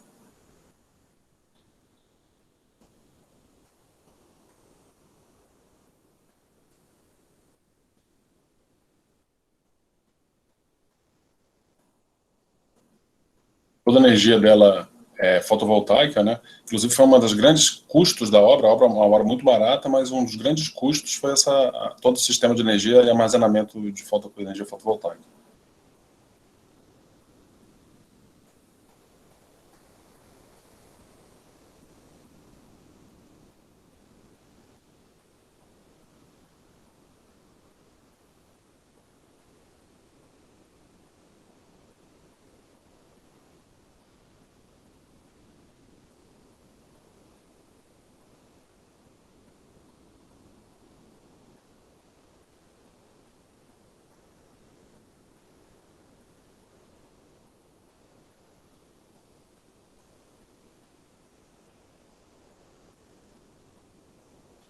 toda essa parte sem vegetação em volta da casa é um artifício que se chama acero. Aqui é uma casa que fica vazia muito tempo, né? E o Cerrado tem queimadas que são naturais durante o ano, e a ideia desses aceros, todas as casas lá mais antigas também tem isso, é suprimir qualquer vegetação, por menor que seja, para que esse fogo não chegue nas construções, né? Esse é um cascalho que foi utilizado de uma área aqui perto, que tem esse tom rosa, que é muito interessante, um tom que a gente viu que tinha muito a ver com a cor do pôr do sol ali daquela região. Esse cascalho, ele derivou, ele influenciou um pouco a decisão de pintar a estrutura toda dessa mesma cor, né? Uma cor que se mistura com a luz do sol em certas partes do dia.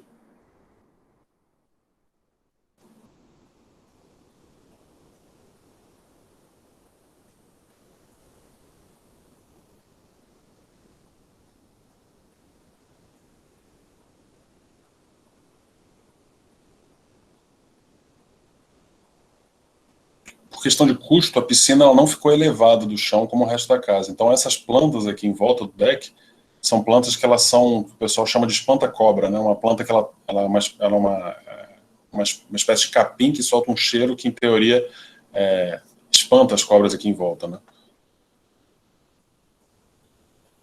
Uma extremidade da casa é um abrigo de carro e outra extremidade é esse chuveiro a céu aberto. Aqui dá para ver um pouco dessa estrutura de esquadria, que alguns pontos tem até o vidro pequeno, e outros pontos, né, como nesse caso aqui, é uma tela anti-mosquito.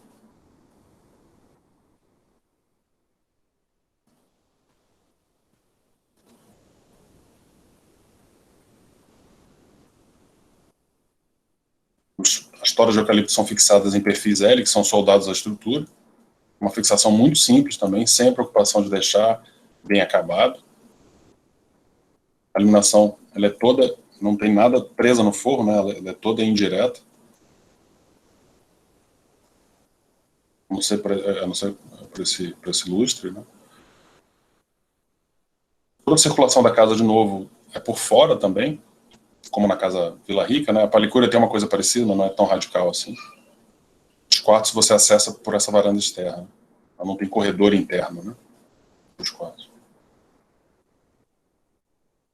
O forro também ele ajuda nesse isolamento térmico, né? Além da proteção da telha, esse forro ajuda bastante a isolar a casa do calor.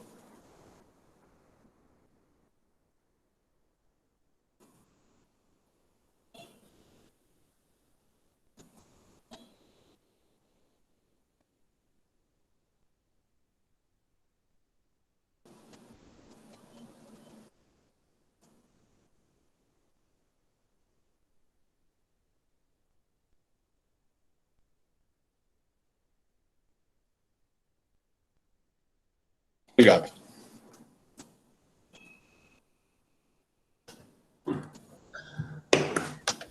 Parabéns, Matheus, Henrique.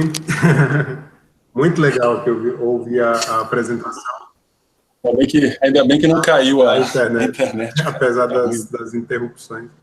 Não, mas assim, muito legal. Eu acho assim, a gente tem as mesmas paisagens aqui de Cerrado, né?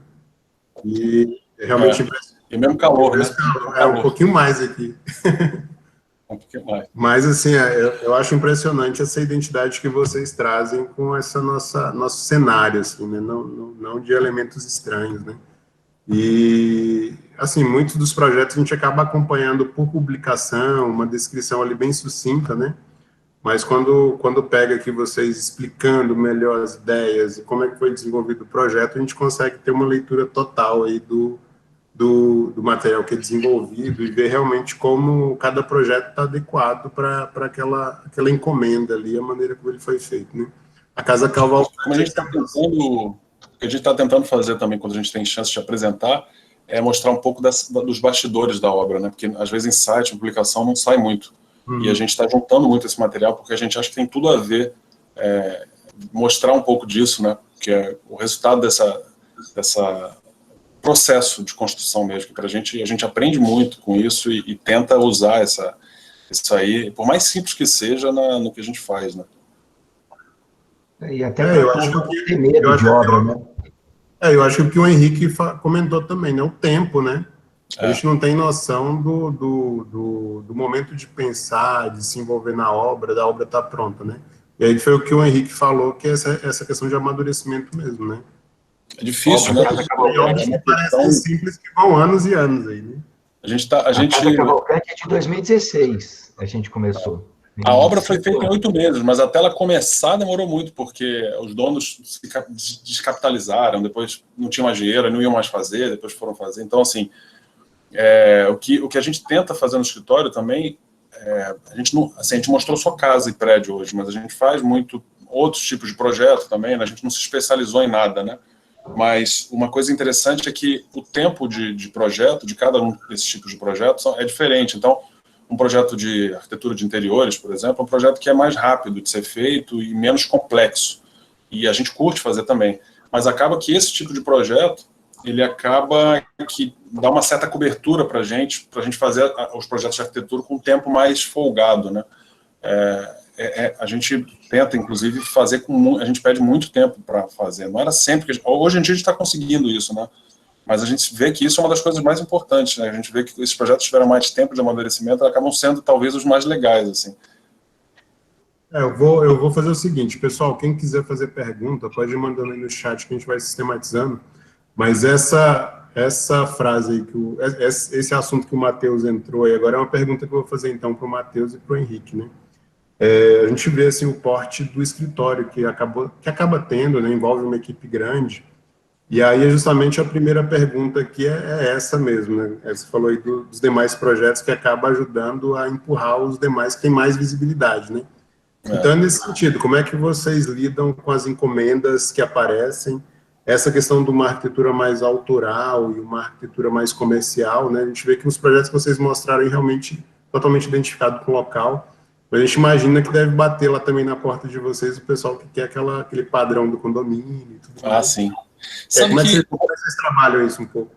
Eu vou até deixar, acho que o Henrique, eu só vou, antes de falar, é importante, antes de falar, só ressaltar o que o Henrique já falou, a gente está há muito tempo trabalhando junto, né?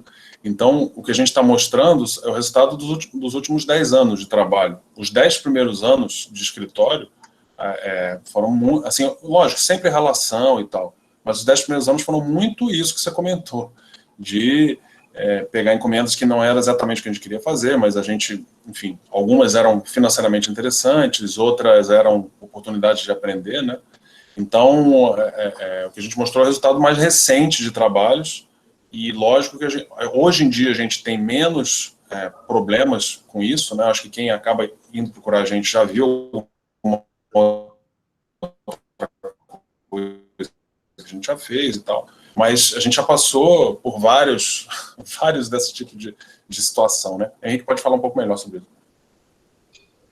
O que acontece, né? A gente, como empresa, a gente tem que pagar as contas, tem que pagar os nossos colaboradores, e a gente sempre priorizou muito isso, né?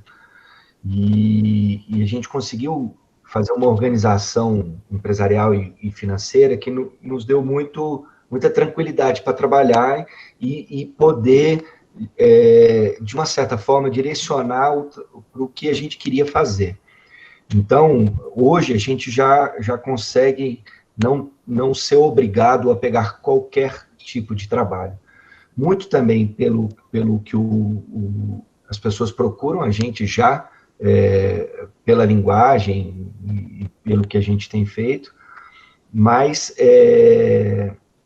eu acho que isso é um trabalho de muito tempo e também que a gente, de uma certa forma, doutrina o cliente, né? Né, Matheus? Eu acho que a gente faz um trabalho de doutrina, porque, às vezes... eu acho que é mais educação, assim, porque como a arquitetura é uma coisa muito, assim, ninguém, na nossa sociedade, pouquíssima gente constrói com arquiteto, né? E quem constrói com arquiteto, muitas vezes, não sabe exatamente o que é o nosso trabalho. Então, é muito essa coisa de educar e educar o olhar, né? Educar o olhar mesmo, de tentar entender por que uma coisa é boa, outra não, no nosso ponto de vista, né? Nosso papel passa por isso, lógico, passa por também saber o que dá para fazer com o orçamento que a gente é colocado. Então, assim, é um trabalho muito conjunto, assim, de construção conjunta, né? Não é uma solução imposta, não é uma solução... Lógico, existem coisas que a gente não faz, né? Se alguém chega e pede alguma coisa que a gente não concorda e a gente não vê abertura nenhuma para tentar explicar por que não é bom, a gente hoje em dia não faz mais. Mas é uma coisa muito... É um trabalho muito, muito longo prazo mesmo, é uma coisa lenta, né, de conseguir. E até mesmo, assim, os projetos de interiores, que são projetos menores, reformas de apartamento, que, assim, a gente tem que ter um faturamento constante, a gente já consegue também trazer um pouco dessa dieta funcional da arquitetura e ter projetos mais simples, né? A simplicidade que eu acho que a gente consegue colocar em nossos projetos acaba atraindo novos clientes também em busca dessa simplicidade. Projetos comerciais, a gente também tem, de alguma forma, trata não como cenografia, né?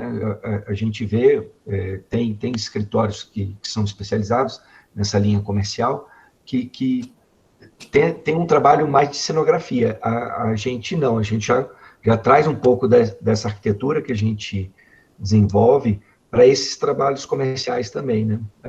Materiais verdadeiros, poucos materiais, são no máximo 2, 3, a gente não passa disso, a gente tenta padronizar as soluções, então é muito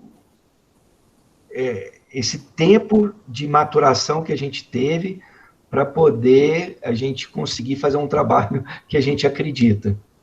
E isso tem que ser, eu acho que talvez desde quando você começa a compreender o seu trabalho.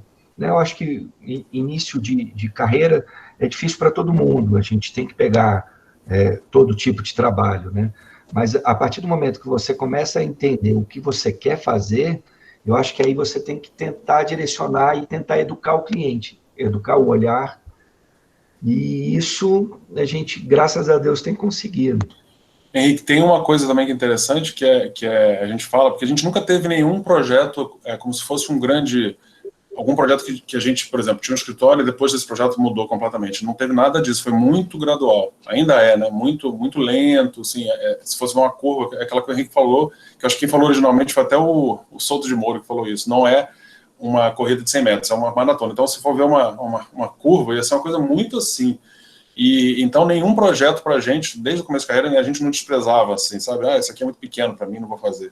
Isso aqui é muito desimportante para mim, não vou fazer. Porque a gente achava que poderia aprender alguma coisa, propor alguma coisa de interesse, né? A gente sempre tem alguma coisa num programa, uma loja que a gente fez, chama Loja Cor, é uma loja que está no site, inclusive, foi o nosso projeto comercial mais barato de todos. Assim, a gente tinha um orçamento quase nada para fazer, e talvez seja um projeto que a gente gosta mais, assim, que para a gente foi mais importante para o escritório. Então, porque a gente, a partir daquilo ali, surgiu umas linhas de pesquisa que para a gente achou interessante, a gente achou muito interessante, e o resultado a gente curtiu, o dono também. Então, assim, por mais desinteressante ou às vezes pouco dinheiro que esteja envolvido no projeto, por mais que exista essa situação, não necessariamente vai ser ruim fazer, né?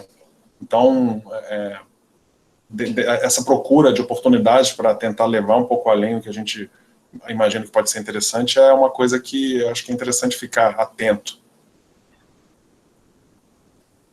O pessoal tá começando a mandar algumas perguntas aqui. Eu vou só emendar mais uma nesse assunto aí que você falou e que o Henrique também tocou, que é mais essa dinâmica de escritório, né?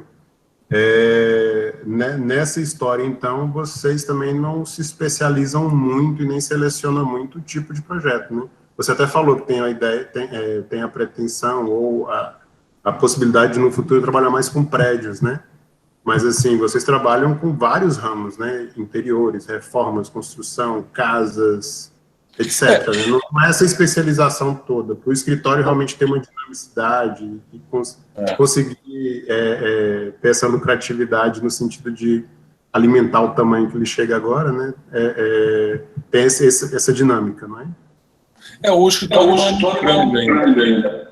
ele chegou num tamanho que a gente considera como ideal. A gente não pretende crescer além disso, porque a gente já teve experiência de ter um escritório maior e acaba virando uma coisa para o nosso mercado lá em Brasília grande demais, e para você manter essa estrutura, você acaba tendo que pegar projeto que você às vezes não está a fim de fazer, né? Então hoje a gente está num tamanho e organização que permite que a gente tenha mais liberdade de não fazer o que a gente não quer fazer. Agora, o Henrique participou uma vez de 60 projetos acontecendo ao mesmo tempo. Era uma maluquice, eu acho que a gente... Bom, enfim, tem toda aquela vontade de fazer muita coisa, né? Hoje, com certeza, a gente está menos da metade dessa quantidade de projetos, a gente consegue demorar mais tempo, a gente consegue pedir mais prazo para o cliente, a gente consegue cobrar melhor também. Eu acho que a gente tem que colocar isso como meta. Assim, não adianta a gente também querer abraçar o mundo, fazer milhões de projetos ao mesmo tempo, porque eu acho que ninguém dá conta. E é gostoso você ver o desenvolvimento de um trabalho que foi bem pensado, né? Que não saiu na correria, saiu, porque eu tenho que entregar, enfim. Em alguns casos a gente apresenta mexendo no projeto 5 minutos antes do trabalho, né, Matheus? Não, e é interessante porque, assim, o Henrique participou do mesmo evento que a gente não tinha nada, não tinha um perfil do que o apresentador desse evento considerava como o perfil ideal para um escritório de arquitetura começar, que é você se especializar, né? Tem muita gente que acha que é um caminho, a gente não é que a gente acha isso ruim, é porque para a gente não interessou, mas assim, a gente vê que vários colegas nossos, tem colegas nossos que se especializaram em arquitetura hospitalar, não tem crise, assim, sempre tem trabalho, sabe? Então, assim, com certeza isso para a gente foi mais difícil, não se especializar em nada, mas para a gente era o que a gente queria, né? Também. Então, tem muito isso de ver, não é que a gente ache ruim, não, é porque para a gente não funcionou, né? A gente viu que para a gente não era interessante. E, por exemplo, teve uma época que a gente não tinha nenhum trabalho, várias épocas que a gente ficou sem trabalho, sim, nunca parou de ter trabalho, mas épocas mais difíceis.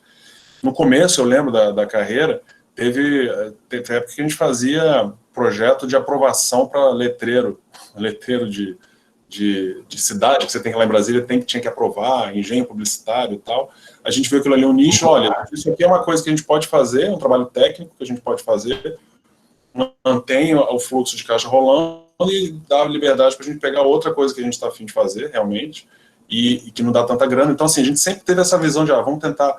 Por exemplo, teve uma época que a gente fazia projeto executivo de arquitetura para outros arquitetos, que eram projetos que não necessariamente a gente queria resolver problemas técnicos, como compatibilização e tal, mas nada de arquitetura. E aí isso dava também para a gente uma certa folga para pegar, às vezes, casas em que o caso é um projeto de 3 anos, né? Então, assim, do começo ao fim, a gente vai até o finalzinho. Então, hoje que a gente está conseguindo cobrar o suficiente para cobrir esses custos, né? Mas antigamente não, era difícil, né? Então, só que a gente tinha interesse em fazer, porque para a gente é um laboratório mesmo, né? de ideia, de construção. Então, eu não sei se isso é uma fórmula muito viável, mas para a gente funcionou, de sempre tentar ver o que a gente está a fim de fazer e o que a gente precisa fazer. E hoje em dia acaba que isso se mistura, né? E para isso foi importante ter uma organização financeira, né? A gente, desde o início, a gente montou uma reserva de caixa em que a gente poderia ficar 6 meses aí sem receber nada, que a gente estaria pagando as nossas contas e vivendo. Em alguns momentos a gente teve que reduzir a retirada dos sócios, principalmente, né? A pandemia foi uma delas, mais até por precaução, a gente fez um trabalho e a equipe foi fantástica, porque viu a situação e abraçou a gente, e a gente conseguiu sair da situação muito melhor, né? Então, a gente acaba que a gente tem que ser empresário também, não ser só arquiteto. Legal, Henrique. Ainda mais passando por esses desafios, né?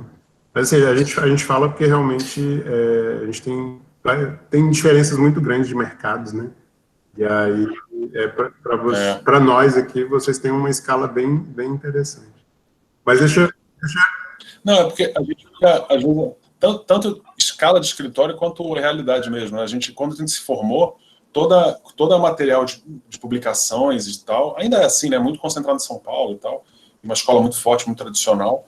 E se você tenta imitar aquilo ali, ou tenta chegar próximo àquilo, é muito frustrante, porque a mão de obra não tem, é muito caro de fazer. Então, depois de um tempo, a gente começou a falar, cara, não é para olhar. Aí você vai ver o Severiano Porto, o próprio Lelé em Salvador, os projetos em Salvador, e coisas interessantíssimas, assim, espalhadas pelo Brasil, que são muito conectadas à realidade deles, né? Em Brasília é um pouco isso, não que não tenha espaço para ter um escritório muito grande. Tem escritórios grandes lá, mas acabam o mercado imobiliário, então são coisas que a gente não estava muito afim de fazer. Então, o que a gente tentou fazer, depois desse tempo todo que a gente está junto, é ver o que a gente estava afim de fazer, que não é uma coisa fácil também, né? De você moldar o teu escritório, a tua vida profissional para o que você quer. É difícil, muito difícil. Assim, primeiro perceber exatamente o que você quer e depois conseguir viabilizar isso, né? Legal. Deixa eu puxar aqui algumas das perguntas que o pessoal começou a fazer aqui. O Caio, né, ele fez a seguinte pergunta, né? Se vocês são os responsáveis pela execução da obra ou apenas acompanham para ver se as ideias adotadas estão sendo realmente funcionais e como administram essa parte de desenvolvimento de projeto e execução das obras. Se isso é uma atividade que vocês estão na execução aí do escritório. Hoje em dia, a gente tem um contrato específico para fazer o acompanhamento. A gente não toca a obra, a gente não é tocador de obra. A gente já fez obras pequenas, mas a gente viu que isso acaba tomando um tempo muito grande, a gente não tinha como dedicar esse tempo, né? Mas a gente tem amigos que tocam obra e a gente acha bem interessante também. Agora, lá no escritório, a gente não é responsável técnico pela obra, mas a gente sempre acompanha. Então, hoje em dia, a gente faz um contrato específico, faz isso tudo organizado, mas antigamente a gente acompanhava porque a gente queria mesmo. Então, a gente sempre acompanhou, sendo parte do contrato ou não, a gente sempre via isso como essencial para a obra sair do jeito que a gente queria e para a gente, às vezes, adaptar. Tem muita coisa que a gente, hoje em dia, inclusive, é interessante, porque hoje em dia a gente está detalhando menos do que a gente detalhava há 2 anos, 3 anos atrás, porque a gente viu que é mais interessante fazer umas coisas mais genéricas, porque a gente já sabe mais ou menos como é que vai funcionar, e definir isso em obra, com o construtor, com a mão de obra. Então, é uma coisa que, para projetos da escala que a gente faz, é possível fazer, né? Lógico que projetos maiores muda, né? A gente já teve experiência que a gente teve que entregar tudo pronto para o negócio ser feito, licitado, enfim. Mas a nossa presença em obra a gente acha essencial, assim, por mais que não seja... Os argentinos, né, eles têm uma figura que chama direção de obra, que é como se fosse um nosso acompanhamento. Eles têm um pouco mais de responsabilidade. A nossa é meio que fiscal, né? A gente é fiscal, vê algum problema que está dando de execução, aí tenta ajustar, enfim. Mas é uma presença, a gente vai muito, a gente gosta de ir à obra. E até para alimentar esse laboratório, né, que vocês falaram, várias soluções ali de projetos, de estrutura e tudo mais, que sem essa vivência não tem como propor, né? Exatamente. Legal, deixa eu pular aqui para algumas questões que a Camila levantou. Então ela falou aqui, né, primeiro, uma curiosidade aqui, se vocês tiveram a fase dos concursos, se participaram, né, ou participou de concursos, o que podem falar sobre isso? A gente é muito ruim de concurso. A gente nunca... Quer dizer, a gente participou de um concurso uma vez e a gente desistiu de entregar, não foi, Matheus? Eu acho que a gente não tem o perfil para concurso de projeto. A gente, por exemplo, no IAB, eu organizei o concurso, ajudei a organizar o concurso da sede, né? Porque a gente acha que para a contratação de projeto público, realmente é o melhor jeito de licitar uma obra pública, né? Tem outros jeitos, mas esse é o melhor. Só que a gente nunca teve esse perfil. A gente constrói os projetos muito desse debate com o cliente direto. Quando você não tem cliente, no nosso caso, né, um concurso, você não tem o contato direto, é uma coisa diferente. É lógico que a gente quer fazer, a gente acha que pode ser uma forma interessante de experimentar coisas, né, mas a gente ainda não foi capaz de fazer, assim, a gente não teve... A gente é ruim de concurso mesmo. Aí A Camila também pergunta aqui, né? Se desde a faculdade vocês já utilizavam esses materiais locais nas propostas acadêmicas. Como é que era a época da faculdade de vocês? Como é que era a construção dessa linguagem inicial, né? Na parte inicial da palestra aí você mostrou essas referências que estão alimentando até hoje, né? A maneira de entender a arquitetura. Então, mas como é que foi ali na formação? A gente teve, comentei nos anos 90, era uma época de muita crítica ao moderno, a Brasília mesmo, como cidade, aquela coisa da crítica muito forte, né? E os nossos professores tinham essa coisa assim, não era a UNB, ela não tem uma tradição tão forte de ensino quanto as escolas mais tradicionais brasileiras, a USP, ou talvez o Fundão no Rio, algumas no Brasil têm isso. A UNB, ela foi fechada durante a ditadura, vários professores foram cansados, então, quando a gente foi estudar... Oi? O Henrique. Falando que a UNB não conseguiu fazer uma escola, como uma escola paulista. Uma escola... ela não tem uma doutrina muito forte. Então, assim, por um lado, isso é ruim, porque a gente ficou muito perdido na faculdade. Então, assim, se eu for pegar meus trabalhos de faculdade, o meu trabalho final de faculdade era um prédio muito... Era um edifício que era meio rua de conexão, mas ele era muito abstrato em termos de construção. Tinha uma intenção estrutural ali, mas era ainda muito parecido com aquelas casas brancas que eu mostrei no começo da palestra, né? Uma coisa pouco mais... Não era muito material, era muito mais abstrato enfim, não tinha essa pesquisa material justamente porque a gente não tinha professores que trabalhavam com isso e a gente não tinha vivência de obra. Eu acho que isso veio muito com a vivência de obra e de aprender a construir, que é uma coisa que a gente foi aprendendo muito aos poucos depois, né?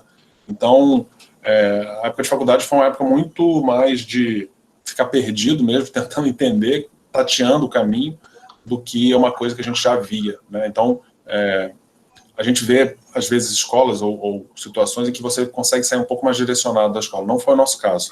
Então, por um lado, a gente tinha professores que tinham alguma experiência de construção, mas a gente não ia à obra quase, foi pouquíssimas vezes, assim, não era uma época que se construía muito em Brasília, então foi depois. Isso veio com essa curiosidade, assim, depois, né?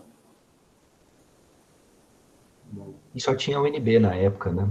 Formava muito pouco arquiteto em Brasília. A gente devia formar aí, acho que uns 30, 40 arquitetos por ano.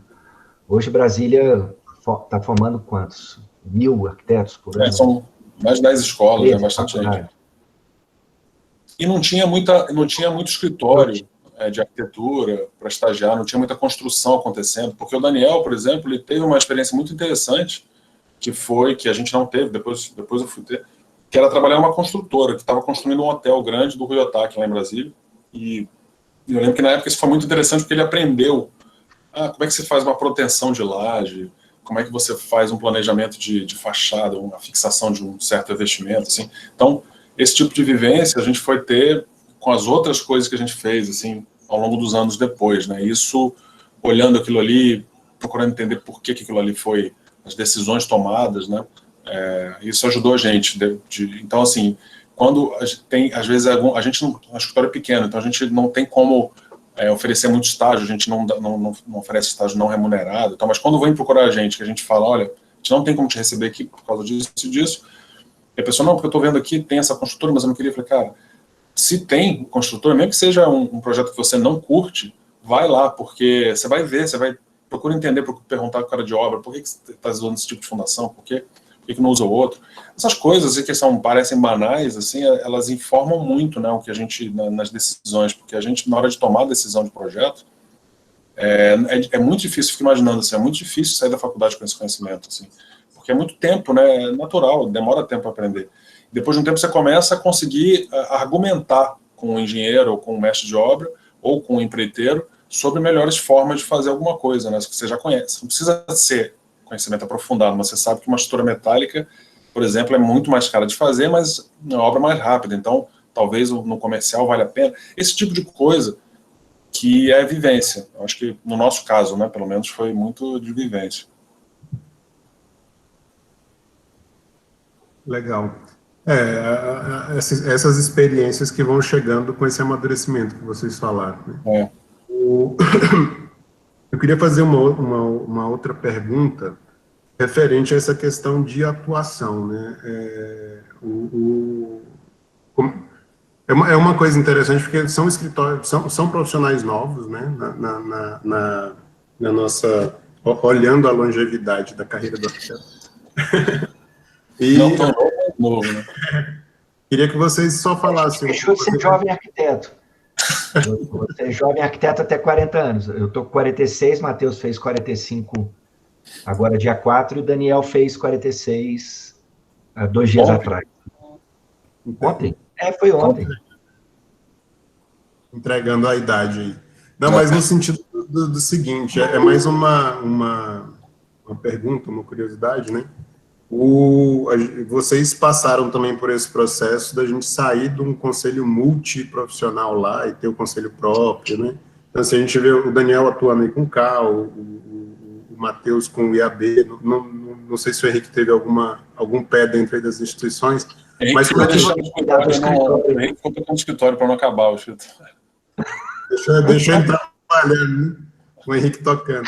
Não, mas nesse sentido, o que vocês veem de importância na questão da gente, dos profissionais, né, estarem participando desse tipo de contribuição, assim, para a profissão, né?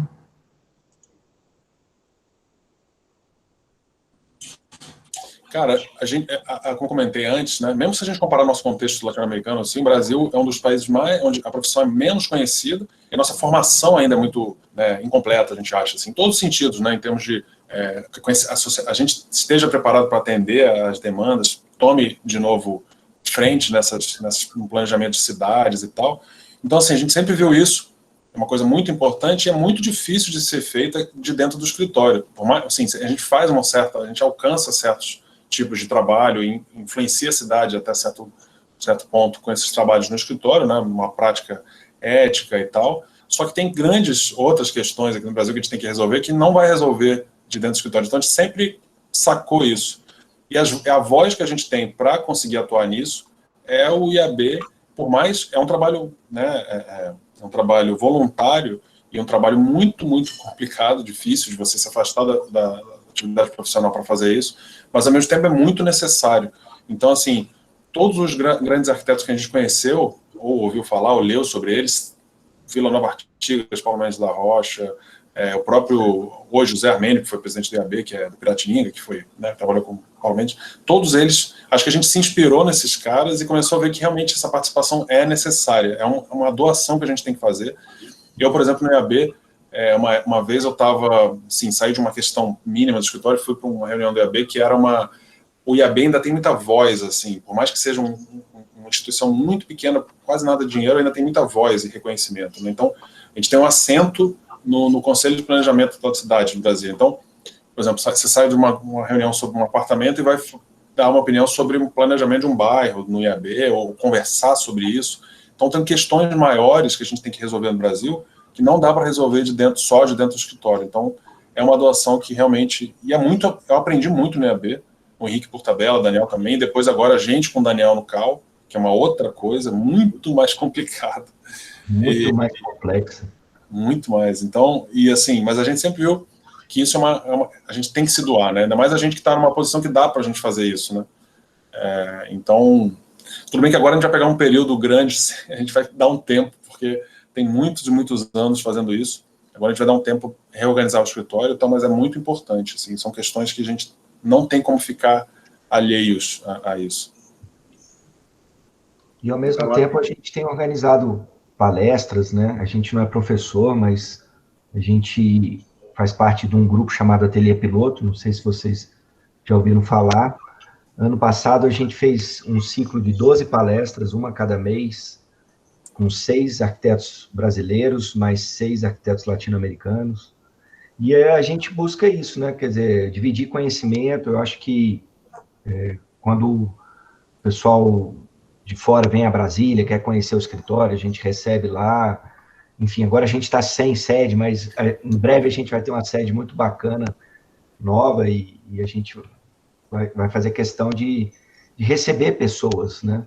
Trocar informação. Eu acho que isso nos faz... Isso a gente aprende, né?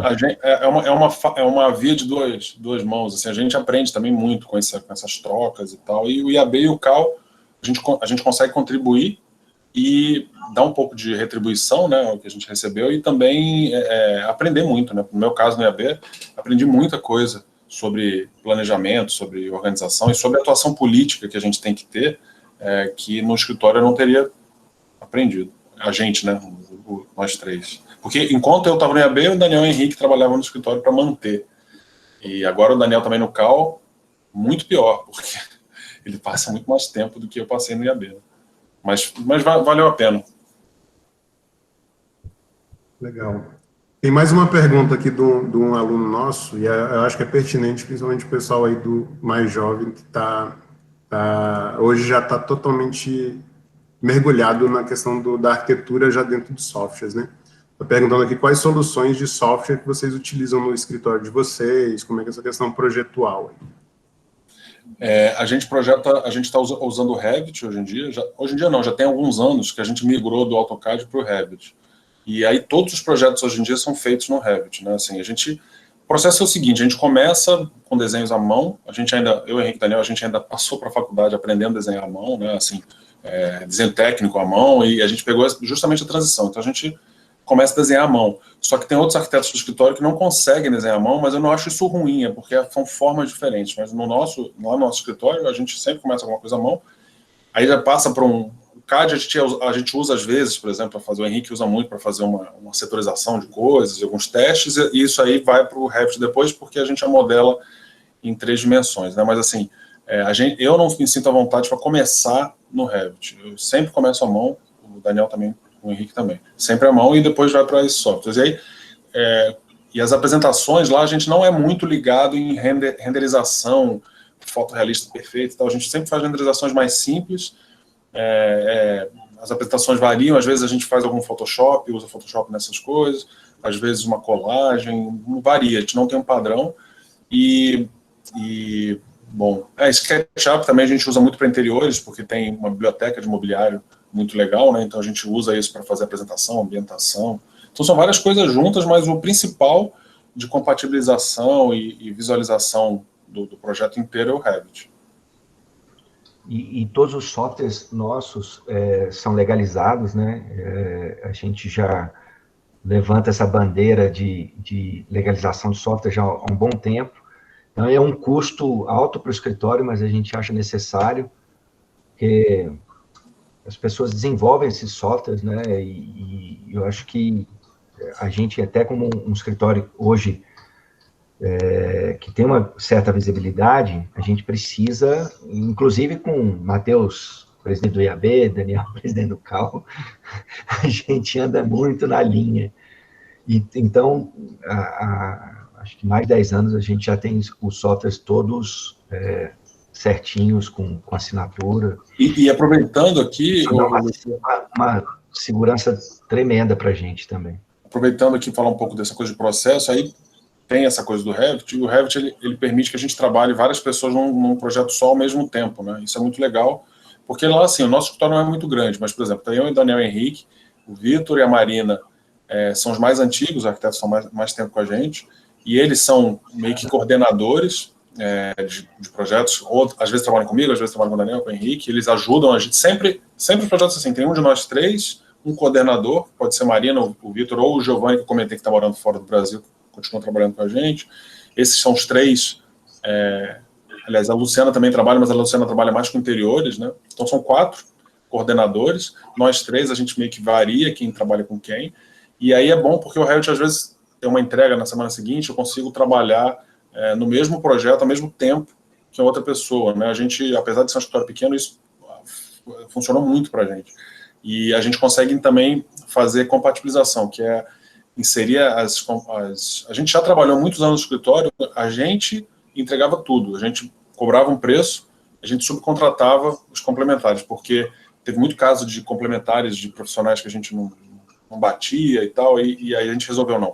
Então, se vai trabalhar com a gente, tem que ser com esse cara, com esse calculista, tem que ser com esse cara de instalação e tal. Só que hoje em dia a gente consegue direcionar isso sem a necessidade de botar guarda-chuva, né? Mas a comunicação entre esses profissionais é muito facilitada com esses softwares, né? A gente diminuiu muito erros de compatibilização, mas eliminou, né, praticamente esse tipo de coisa em projetos que a gente tem feito. Então, É muito por aí, assim. Esses softwares ajudam muito. Não é né, não quer dizer que ele vai resolver para a gente, mas a gente ajuda a visualizar as coisas, mas a gente desenha muito à mão ainda. Tem, inclusive, apresentações que a gente, iniciais, assim, que a gente faz muito à mão, né, ainda. Legal, então, eu senti falta aqui de uma prancha técnica da Casa Lima, viu? Com aqueles tijolinhos lá. Cara, e pior que a gente faz a paginação lá, só que depois acaba que essa paginação, como o tijolo varia, né, uma coisa muito exata, tem lá, mas a gente vai ter que, a gente vai à obra, a gente põe assim, ó, a gente teve obra que a gente já botou a primeira fiada inteira de tijolo, um de nós três, assim, e aí só isso aí, porque... Eu vi uns vídeos, eu joguei aí no chat o Instagram lá do pessoal do bloco. Legal. Tô perguntando da Lima porque eu vi uns vídeos do Daniel no canteiro lá fazendo isso, botando... Ele ia lá e fazia a primeira fiada e deixava, né? Só que a gente faz um detalhamento muito, assim, é muito bem feito, só que acaba que não dá para usar exatamente aquilo, porque sempre tem alguma coisa na obra que vai ficar diferente. A gente pagina no tamanho de rejunte e tal, mas sempre tem que ir lá ver. Beleza. Gente, um bate-papo aqui excelente com vocês. Como eu falei antes, né? É uma coisa a gente acompanhar lá as publicações, aquelas coisas mais resumidas e estar aqui batendo papo e vendo todo esse processo, né? Tem muita coisa lá registrada. A questão do ateliê piloto, e de agora para frente, talvez seja um pouco mais virtual, né? Então passa para a gente o aviso para envolver o pessoal aqui também, para acompanhar alguma discussão.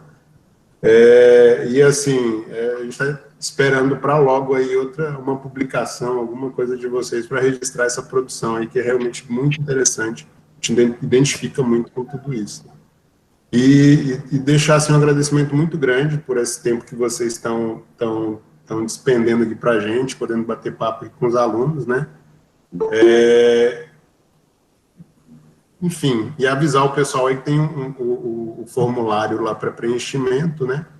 E queria chamar aqui agora para participar dessa conversa nossa, né? Nossa coordenadora do curso, a arquiteta Adriana Dias, para falar uma palavra para vocês e para os estudantes aqui também, relativo ao nosso encontro, nosso evento. Adriana. Boa noite, pessoal. Olá. É uma satisfação estar aqui com vocês, assistir essa apresentação maravilhosa aí do Matheus e do Henrique, e perceber que, assim, que é uma coisa que nós estávamos conversando, como as informações e o que vocês socializaram corroborou com todas as outras palestras que já aconteceram no decorrer da semana.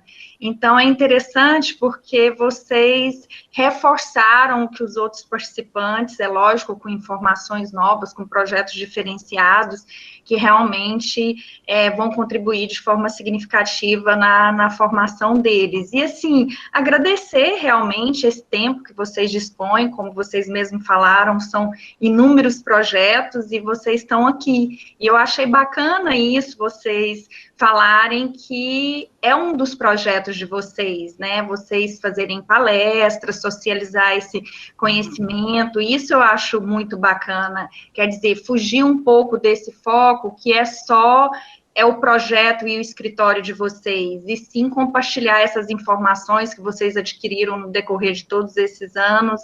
Então, realmente é muito gratificante, são projetos belíssimos, interessantes de se ver, e eu tenho certeza que vai ser muito rico. E aproveitar aqui a oportunidade para agradecer os nossos organizadores, Camila e Lúcia, que ficaram à frente desse evento, que foi maravilhoso, que teve uma repercussão positiva, uma aceitação muito boa. Eu acho que as palestras, como eu falei, elas se complementaram, né? E 2 pontos também que eu acho que vocês citaram que para a formação dos nossos alunos são importantes, a questão da ansiedade, que não pode ter ansiedade em fazer o projeto, né? Que você tem que amadurecer realmente as ideias e tem que educar os nossos clientes com relação a isso, né? Porque eles querem tudo para ontem e quer o projeto mais rápido possível, mas que eles têm que ter consciência, que muitas vezes essa rapidez, isso pode gerar uma série de problemas de falta de planejamento realmente no decorrer do amadurecimento desse projeto, né?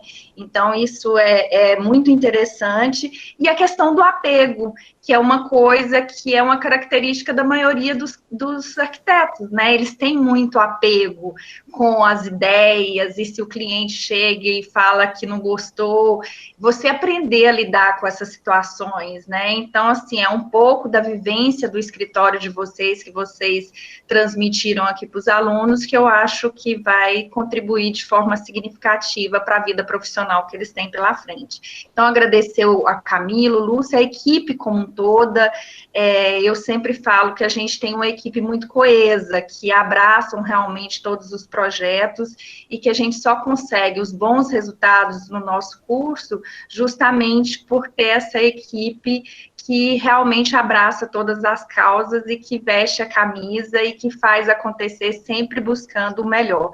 Então, parabéns para todos vocês, parabéns pela participação dos alunos, que foi, assim, maciça, isso é muito positivo, e a gente está aqui justamente para buscar isso, para buscar essa socialização de informações, de conteúdos, o máximo possível, e que nos permitiu, né, que a pandemia veio e despertou isso, que agora a gente pode estar em contato direto com vocês, que ficaria um pouco mais difícil, né, em outra circunstância, teria que estar aqui presencialmente, geraria uma série de custos, então tudo isso favoreceu para que a gente tivesse um evento muito bacana, e espero que todos vocês tenham gostado. Muito obrigada.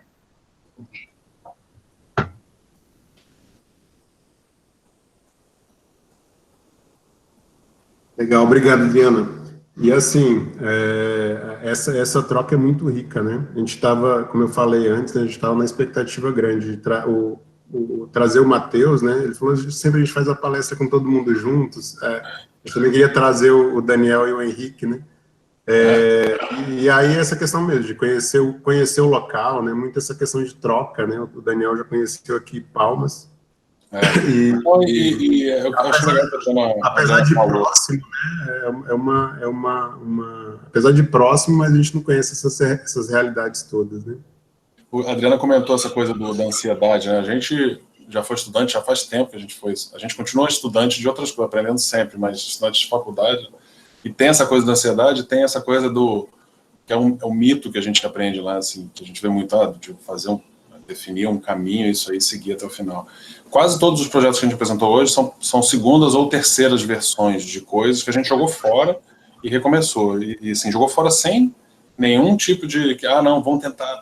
Não, joga fora e a gente tentava abraçar essas preocupações que eram trazidas para a gente, seja de custo ou alguma coisa, e usar aquilo ali como matéria, sem tentar ir contra. A gente vai muito isso de tentar, por isso que a gente é ruim de concurso, porque a gente se alimenta dessas coisas assim de contradições ou coisas que a gente aparentemente não parecem fazer sentido, né? Então é legal ficar aberto a isso e tentar entender. Tem muitos exemplos interessantes assim, Brasil e América Latina, de trabalhar com a diversidade, né? Acho que o que a gente tem forte assim aqui na América do Sul é que a gente sempre vive em crise, né, o tempo todo. Então as coisas mais interessantes que a gente vê geralmente tem uma razão de ser e trabalhar com essa escassez, tirar partido disso ao invés de tentar aparentar que isso não existe, né? Então essa é legal que ela colocou, porque realmente é diferente isso do que a gente, de repente, dos projetos que a gente fazia na escola, que eram projetos que, definir isso, vai até o final e não quero mexer mais, enfim.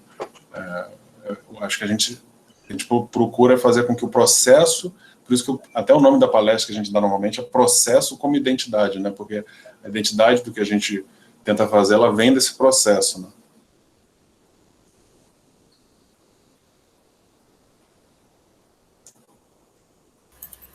A conexão do Lúcio caiu. Mas eu vou tomar a palavra para agradecer também. Foi muito bom organizar esse evento. Não vou me despedir por completo, porque amanhã ainda tem oficina, tá, gente? Então, eu quero ver todo mundo amanhã aqui. Prepara o lápis de cor, que a gente tem a oficina de paisagismo. Mas agradecer realmente, né, o empenho de todo mundo na situação em que a gente se encontra, né? Não foi fácil, não tem sido fácil, né, a questão de trazer a vida acadêmica para o modo virtual, porque nós somos humanos e precisamos do calor humano, mas foi muito bom aqui no Incal sentir, né, o calor de todos os alunos participando, empenhados, fazendo pergunta, participando no chat, e principalmente aprendendo muito com a experiência de pessoas como vocês, né, do Bloco Arquitetura, e a gente agradece muito a presença de vocês aqui. Muito obrigada. Obrigado, gente. Boa noite a todos e bom final de evento amanhã. Parabéns aí, Camila, Lúcio, pela organização. Muito obrigada. Logo vou conhecer o novo escritório. Você vai gostar, viu? Porque vai ser bem legal. Ai, que bom. Sucesso para vocês. Valeu, gente. Obrigado pela contribuição. Alunos, continuem aqui para a gente realizar os sorteios, encerrar a programação de hoje. O Lúcio pode interromper a gravação. Quer falar mais alguma coisa aí, Lúcio? Não, é só realmente o que ficou de recado, né? Parabéns aí para todo mundo que participou do Incal, né? A temática, acho que independente da maneira como foi feito, né? Mas o nosso foco principal era na temática de trazer essas experiências novas, né? E prática profissional para o pessoal começar a ter uma visão de outros caminhos que podem seguir logo aí com a formatura próxima, né?